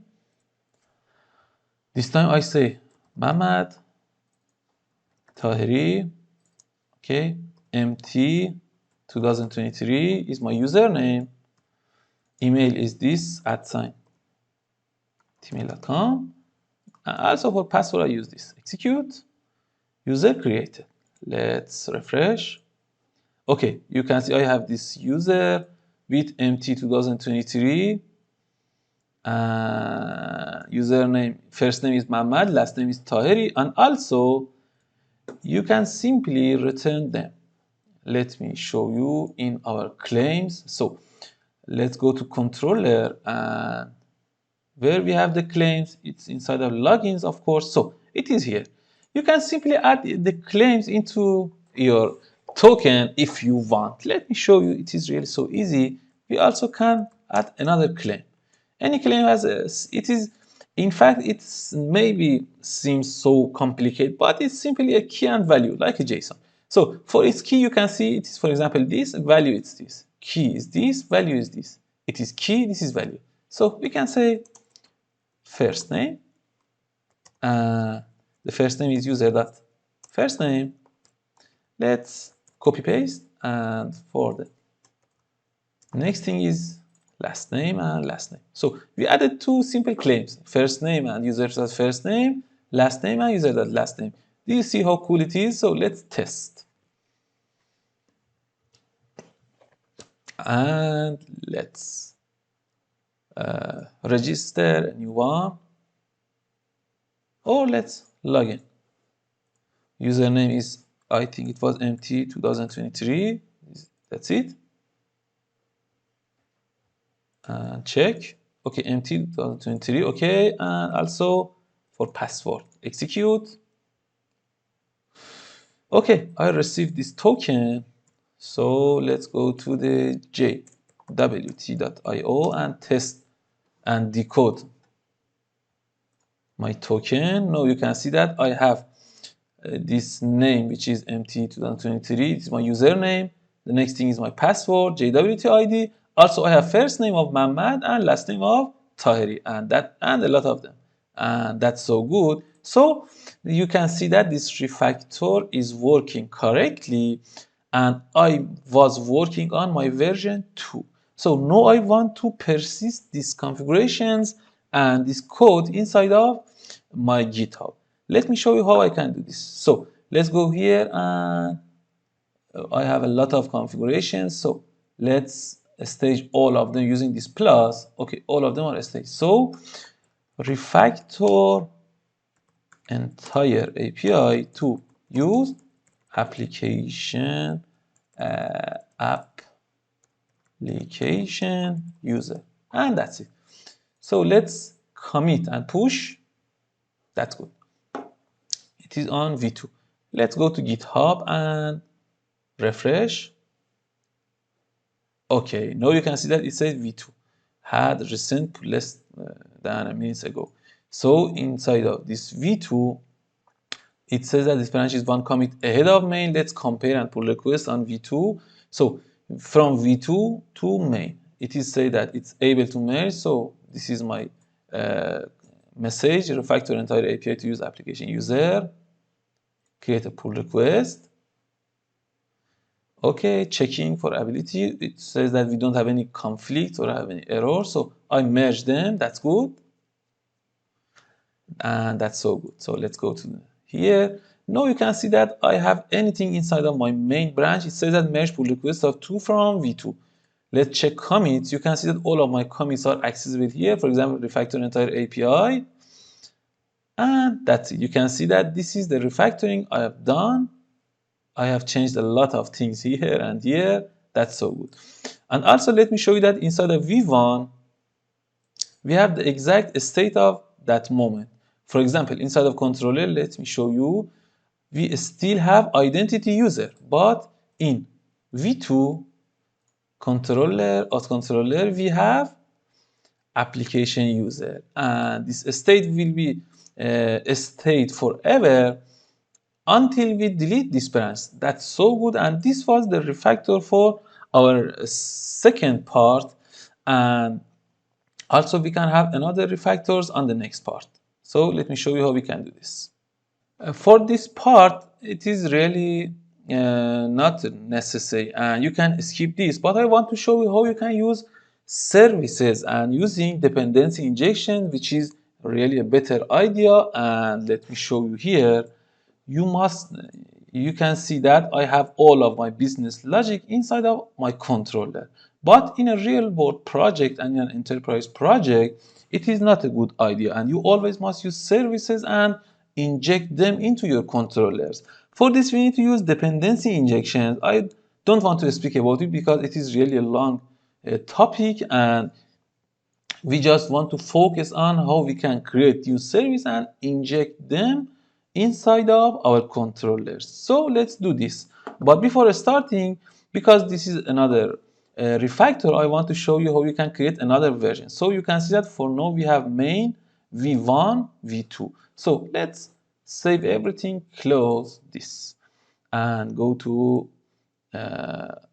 here. This is my web API. So here you can see that I have v1, v2. I want to create a new branch from main. So let's go to the main.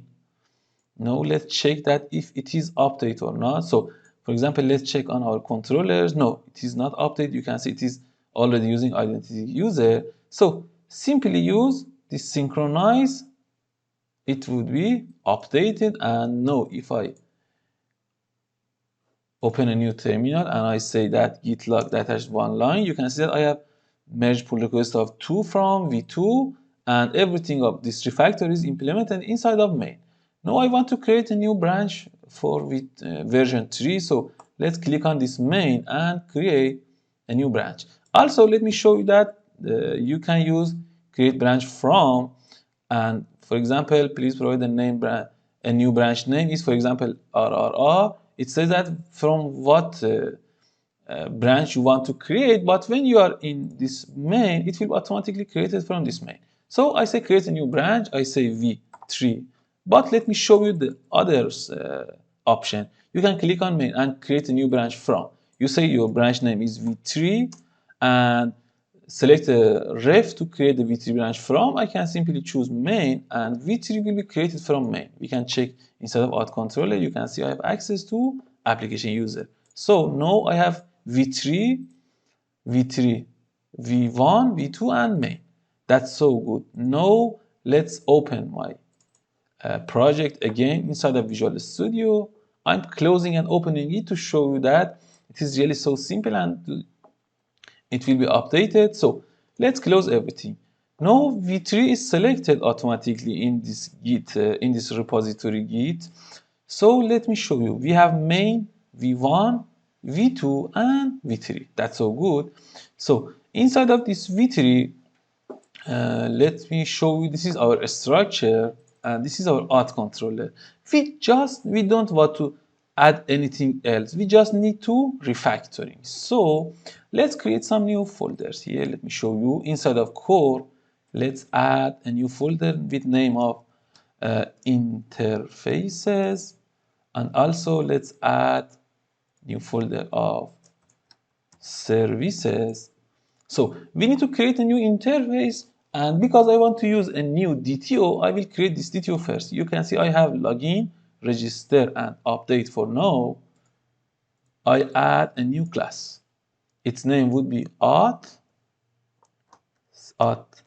service response DTO. Because I want to change a lot of data inside of my program between auth service and auth controller, it is better to have a standard DTO. So I use auth service response DTO.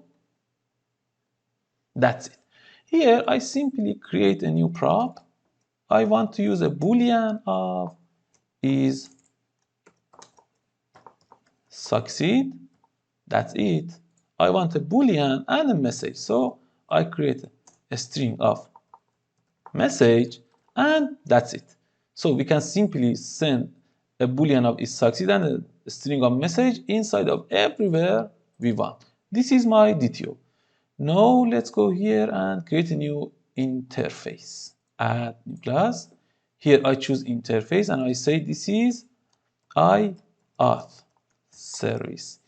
I know that you may have some questions why we use interface and service, but this is far beyond of this tutorial. Just stick with me and you can see that how cool it is, and on the feature videos we will cover everything you want. Just let me know in comments. So I create an interface of auth service. That's it. Here I want to have some functions. So the first thing is I want to have a task, and this task will return auth service response DTO, and the name would be seed roles async. So I'm going to have this type of task somewhere. The next thing is, let's copy this line because it is exactly like this. I want to have a task of auth service response DTO of register async. And for the inputs, let me show you that it is exactly coming from auth controller. So I'm trying to implement these seed roles on another service. So I created an interface for it with seed roles async. And for the register, let's copy this register DTO of register DTO. This is exactly the same for register async. That's it. Also, I want to have a task of auth service response DTO of login async. And for this login, I'm going to receive this login DTO of login DTO. I'm copying from the exact method to show you that I'm exactly trying to implement that method. And this is login async.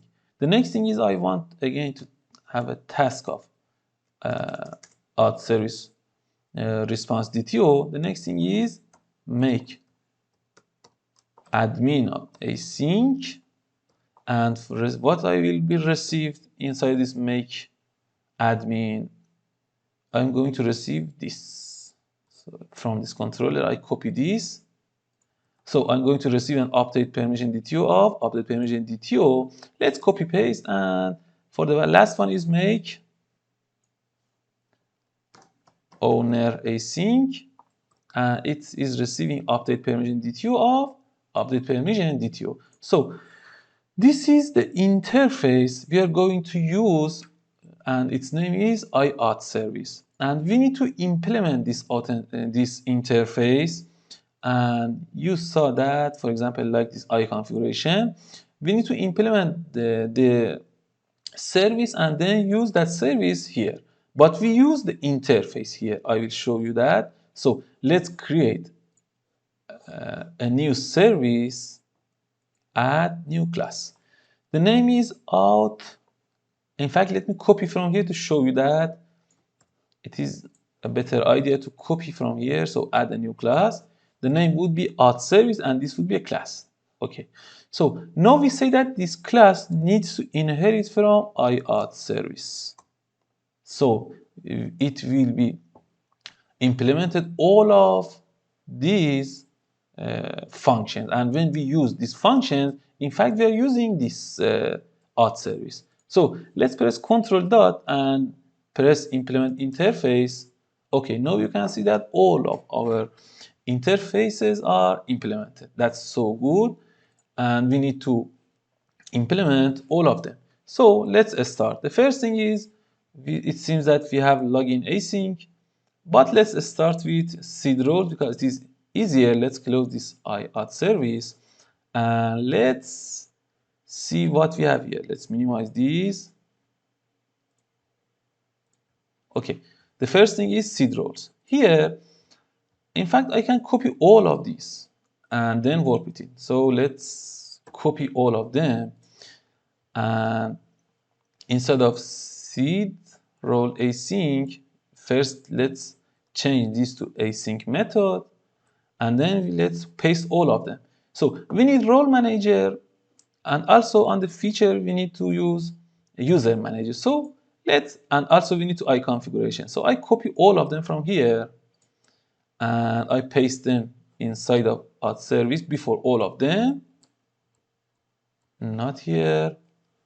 Inside of my service I paste all of them. Okay, then I need to inject them again. You saw that here we have injection of them inside of my auth controller, which was constructor. Let's inject all of them. So control dot, and we say that generate constructor with this. That's so good. Let's move these two lines to the up. Let's press control dot again to create role manager, add parameters. That's good. And also let's control dot and add parameter. Now you can see that this is exactly the same structure we had here. And we had exactly the same structure here. Now we have all of them here. Now we can use everything we want. Now I have access to all of my configurations, my role manager and user manager. Now let's implement seed roles. This is exactly the same, and I say if is owner role exists and is admin role exists and is user role exists, return. This time we cannot return an OK because we are going to return an auth service response. So let's say that I cut this message. I simply refactor this. I say that return a new auth service response DTO,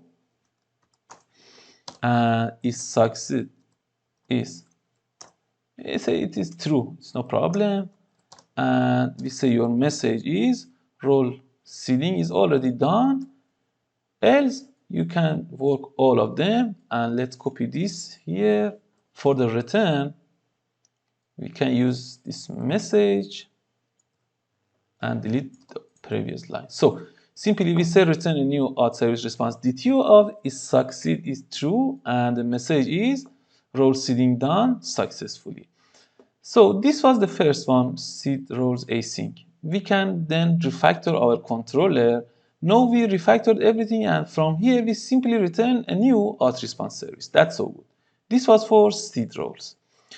After seed roles, we had to use login and register. So let's go to the login, and for now I just comment the seed roles. Next thing is this register. Let's copy all of them from here. Okay, copy and comment them. That's good. So for the login, I'm receiving the login DTO again. Here it says that we have await. Okay, we need to use async. So we say that var is existing user equals to this. I'm sorry, it seems that we have some problem. Login register. No. This is login. We need to, this is the right function, register async. So let's paste them here, and that's it. So this must be async, of course. And we say that is exist user is await of user manager that find by name of. Okay, that's so good. If is user exists, return. In fact, all of the business logic is equal. We just need to change the return. So let's copy one of, or let's create it. We can simply say, let's cut this. And here we return a new auth service response DTO, and is success is false. And the message is username already exists. That's so good. So we just refactored this return. Then we say new user, okay, no problem, that everything is good. Here, again, we need to use a return. So let's copy this return from here, and this new, we return a new auth response, so is success is false, and let's copy this string from here and delete this okay. So, sorry, no, it wasn't this, it was here. So, what happened now? Okay, here let's do this correctly. We return a new auth response. What was the name? Auth service response. Auth service response. Auth service response DTO. Its success is false, and the message is error string. That's it. And if we have any error, we simply return this false, its success is false, and the message is error string. And after this,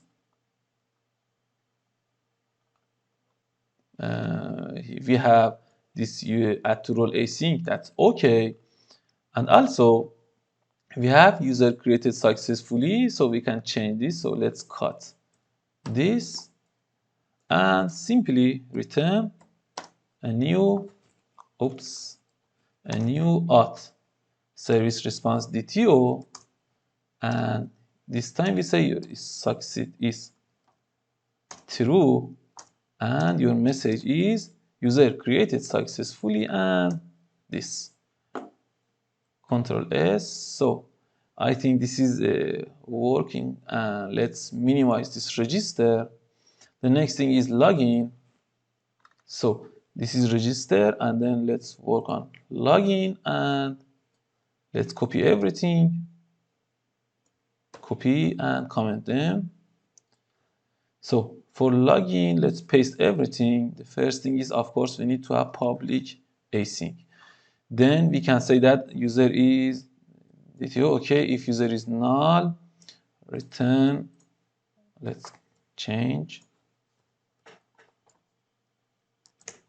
new auth service response DTO of its success is, of course, false, and the message is invalid credentials. That's good. And also let's check its password, and if its password is correct, exactly this must return. So if not its password, let's save, and we return this is false and invalid credentials. And that's so good. The next thing is this user roles, and if everything is okay. Token is generate token. We need to use this generate token. Let's cut all of this because we don't need it inside of the controller anymore. Let's cut and paste it on the last. Okay. And so now generate new JSON Web Token is okay. And for the return, we just need to return this token. That's good. So let's return a new auth service response DTO. Okay. And its success is true, and the message is this token. This time we are returning this type, and that's it. Control S. So this was for the login. Let's save, and so this is login. And what do we have anymore? Okay, this was seed roles, good. Register, okay. Login, okay.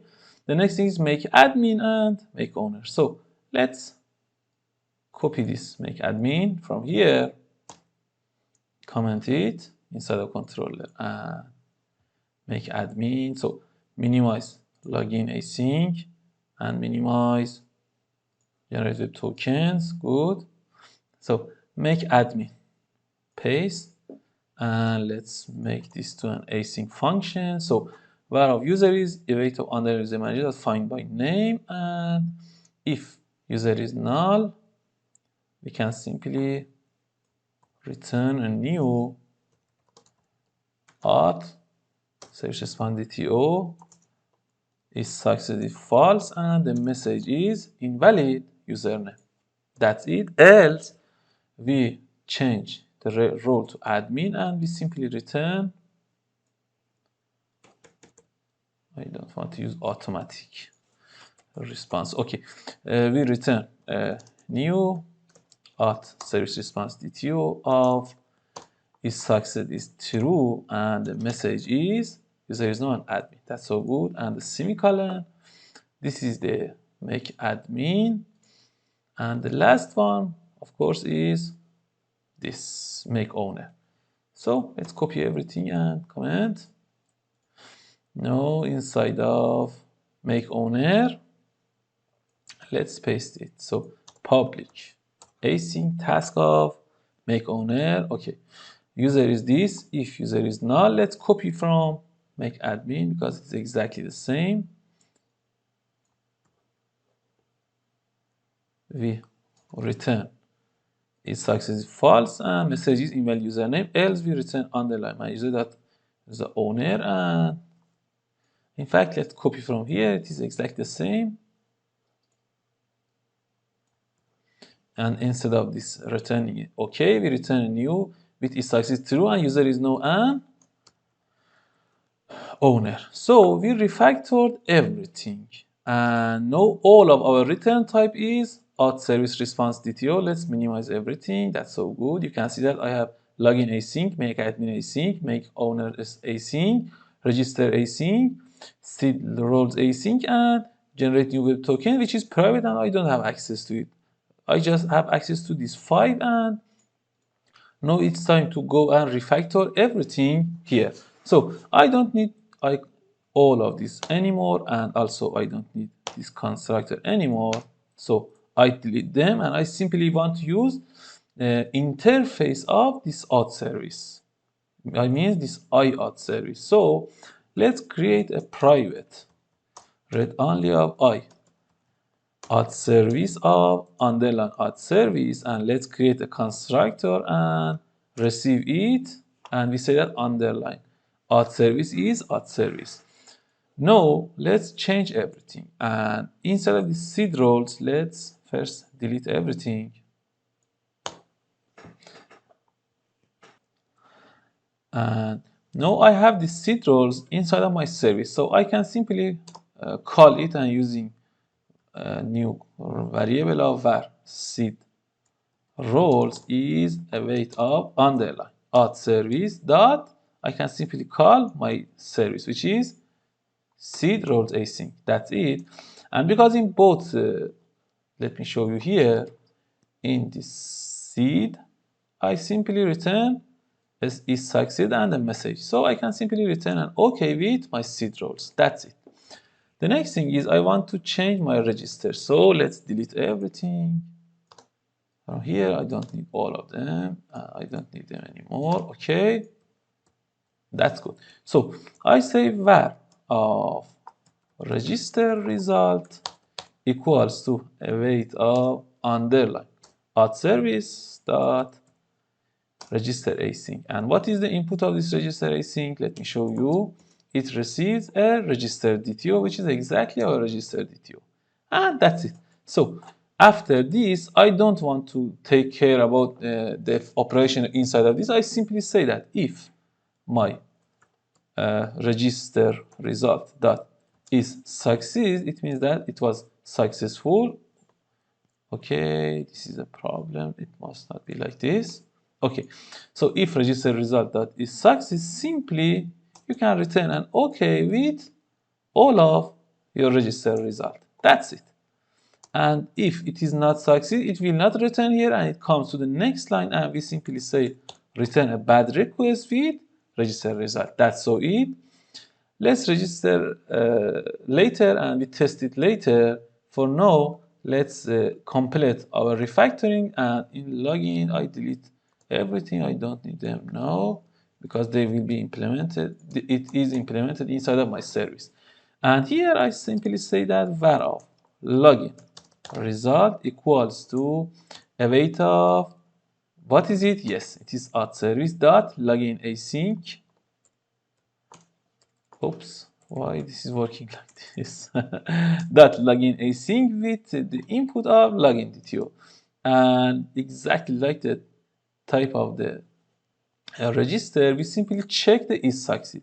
We say that if login result dot is succeeds, everything is good, and you can simply return a new okay with login result.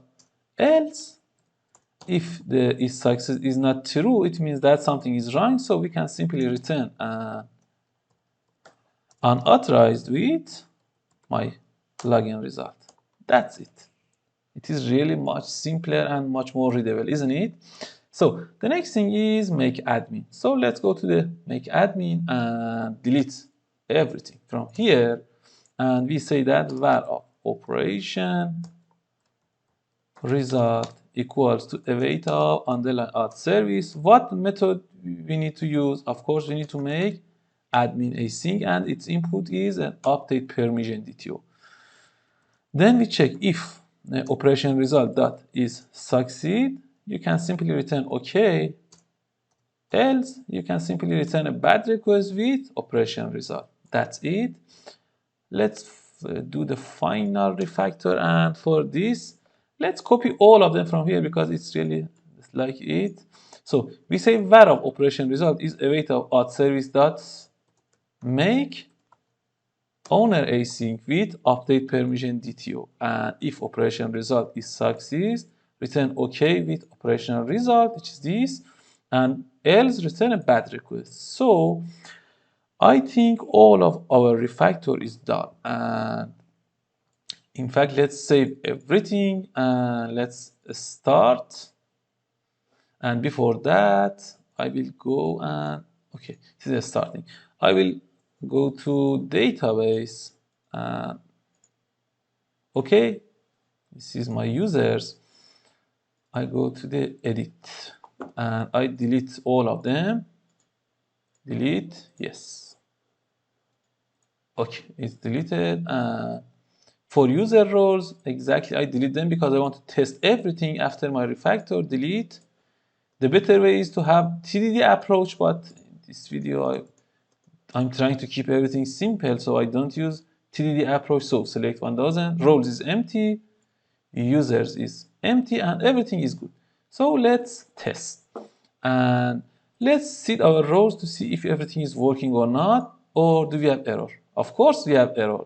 And I just wanted to show you that if you see this error, you know what is this.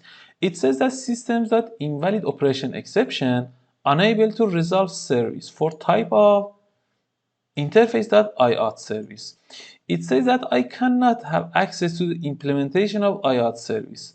Although, let me show you here, although we implemented this iauth service using auth service, but it has not access. In fact, it's too simple. We just need to, let me show you here inside the program.cs, you need to use dependency injection. So after this add db and add identity and config identity and add authentication and JWT BRR, and before these pipelines, this is the part I want to use, inject my dependencies, or let's say inject app dependencies, which is called as dependency injection. Okay, so here we can simply use builder dot services dot add. We have three famous part of injecting. The first one is transient, the next one is scoped, the last one is singleton. And we can speak about them a lot. There are all different features, and I don't want to speak about them here. I just simply use a scope. The syntax is something like this: builder.services.add scope. And here for the add scope, we are working for iauth service, and we say that iauth service needs to be injected using auth service. So using this line, we say to our program.cs that when you receive an iAuth service in your constructor, inject auth service into it. That's so easy. Let's start again and check to see do we have any errors or not. And let's test seed roles, execute.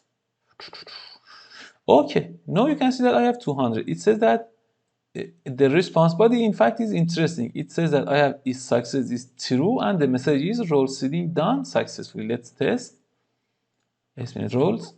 Okay, let's check it again. This time it says that its success is true, but the message says roles seeding is already done, and that's so good, isn't it? So it is working. Let's register. I say try. Okay, user one, or let's say F name. Last name, let's say L name. Username is user1. Email is user1 at user1. Okay, no problem. Password is user1. Let's change everything to user1 because I want to just a quick test. Execute. It succeeded true. Message said user created successfully. That's so good. Let's check. Okay, user1. First name, last name. It seems that everything is working correctly. And let's log in using my user1 and user1. Execute. It succeeded true. And now you can see that I have another structure and it is also good. So I'm receiving inside of my body, I'm receiving an object. It has its success of true and the message is my token. That's so good. And let's test make admin. So try it out. User1, execute. It success true. Message user is no and admin. That's so good. Let's check make owner. User1. It success true. Message is user is no and owner. Let's check user roles. Okay, my let me show you that inside of user roles. Okay, you can see that this user has 3 roles. That's so good. And let's test. Let's log in with this username and get a token. Okay, this is my token. Now I have access to everything. And I test. I say that for the first one. Okay. For this one, I use a bearer token. This is my token. Send. Okay, 200. For the get admin roles, let's delete everything and paste my token and test. 200, okay. And for the last one, let's paste and send. Okay, you can see that all of my refactoring is working correctly. It seems that everything is working fine. So this is the final step of our project. So let's add all of them to GitHub and create another pull request. So I have 5 files that are changed and I stage all of them. Refactor to use auth service and auth service. So good. Commit stage and push in v3. Okay. Is it pushed? Yes, pushing started. Okay, it seems that it pushed already. That's so good. Let's go to here. Let's go to YouTube. It says v3 had recent change. So let's go to v3. It says that we have 3 commits. Let me show you a beautiful thing. In v1 or version 1, we have 6 commits. Okay. In v2, we have 8 commits. In v3, we have 10 commits. And also in main, what do we have? We have 9 commits because we just committed from v2 and we don't updated it yet. So let's create a pull request from v3 to have all of our recent code inside of my main. So refactor to use. Okay, good. Create pull request. Checking for ability to merge. Good. Merge. I confirm my merging. Okay. Now let's go to my YouTube repository of JWT Authentication. And you can see I have main. Inside the main, I have 11 commits. Inside of v3, I have 6 commits, in V2 I have 8 commits, in V3 I have 10 commits, and that's it. So if you have any questions and any further questions about these topics and these branches, just ask me in comments and we can speak together. And I think for this project it is done. Let me check if we have anything else. No, it's okay. Just let's close this and I show you how you can use this repository. So inside of drive F, we created this. Okay. Now let me archive. Okay. Let me cut that folder. So if I want to use this repository, I can simply come here and close, use this copy and go to here. And I say a new terminal. So I simply say git clone this address. Okay, wait, okay, that's clone. So now if you open this with your VS Code or anything you want, let me show you, for example, by WebStore. Open folder as WebStore project. There is really no difference between IDs. I trust this project. Okay. There is really no difference what is your ID, your code editor. The standard is the same. For example, inside of this IntelliJ IDEA products, you have access to all of them. For example, here is you can see that my Git branch is main. Let me show you. I have main, origin V1, origin V2, and origin V3. For example, for this main, I have, let me show you inside of my controller. This is my main. It is the final product, of course. This is it. So let me go to the V1 checkout. You can see inside this controller I have this tree and I have user manager with identity user, the first version. That's cool, isn't it? Let's go to version 2. Checkout. This time I have application user and I'm using first name, last name inside of version 2. And for version 3, checkout, you can see that I'm using IAuth service and I'm using the register result and all of them. And this is the beauty of using the GitHub. And also on the main, if I check out to main, the main is my final result. So this was all of what I wanted to cover in this video. First, we created the basic implementation of our JWT refresh tokens. Then we refactored it to use application users and we added our custom fields to our users. Then we refactored and we used auth service, and you saw that it is really a better idea to use your services and use interfaces for them. And this is all of it. So let me know if there is any opinion or any comments. Thank you for watching this long video. I know it was long, but it is really vital and it is really required to knowing all of this. Like this video, please, and comment for me for anything you want, and subscribe to my channel. Have a good time and goodbye.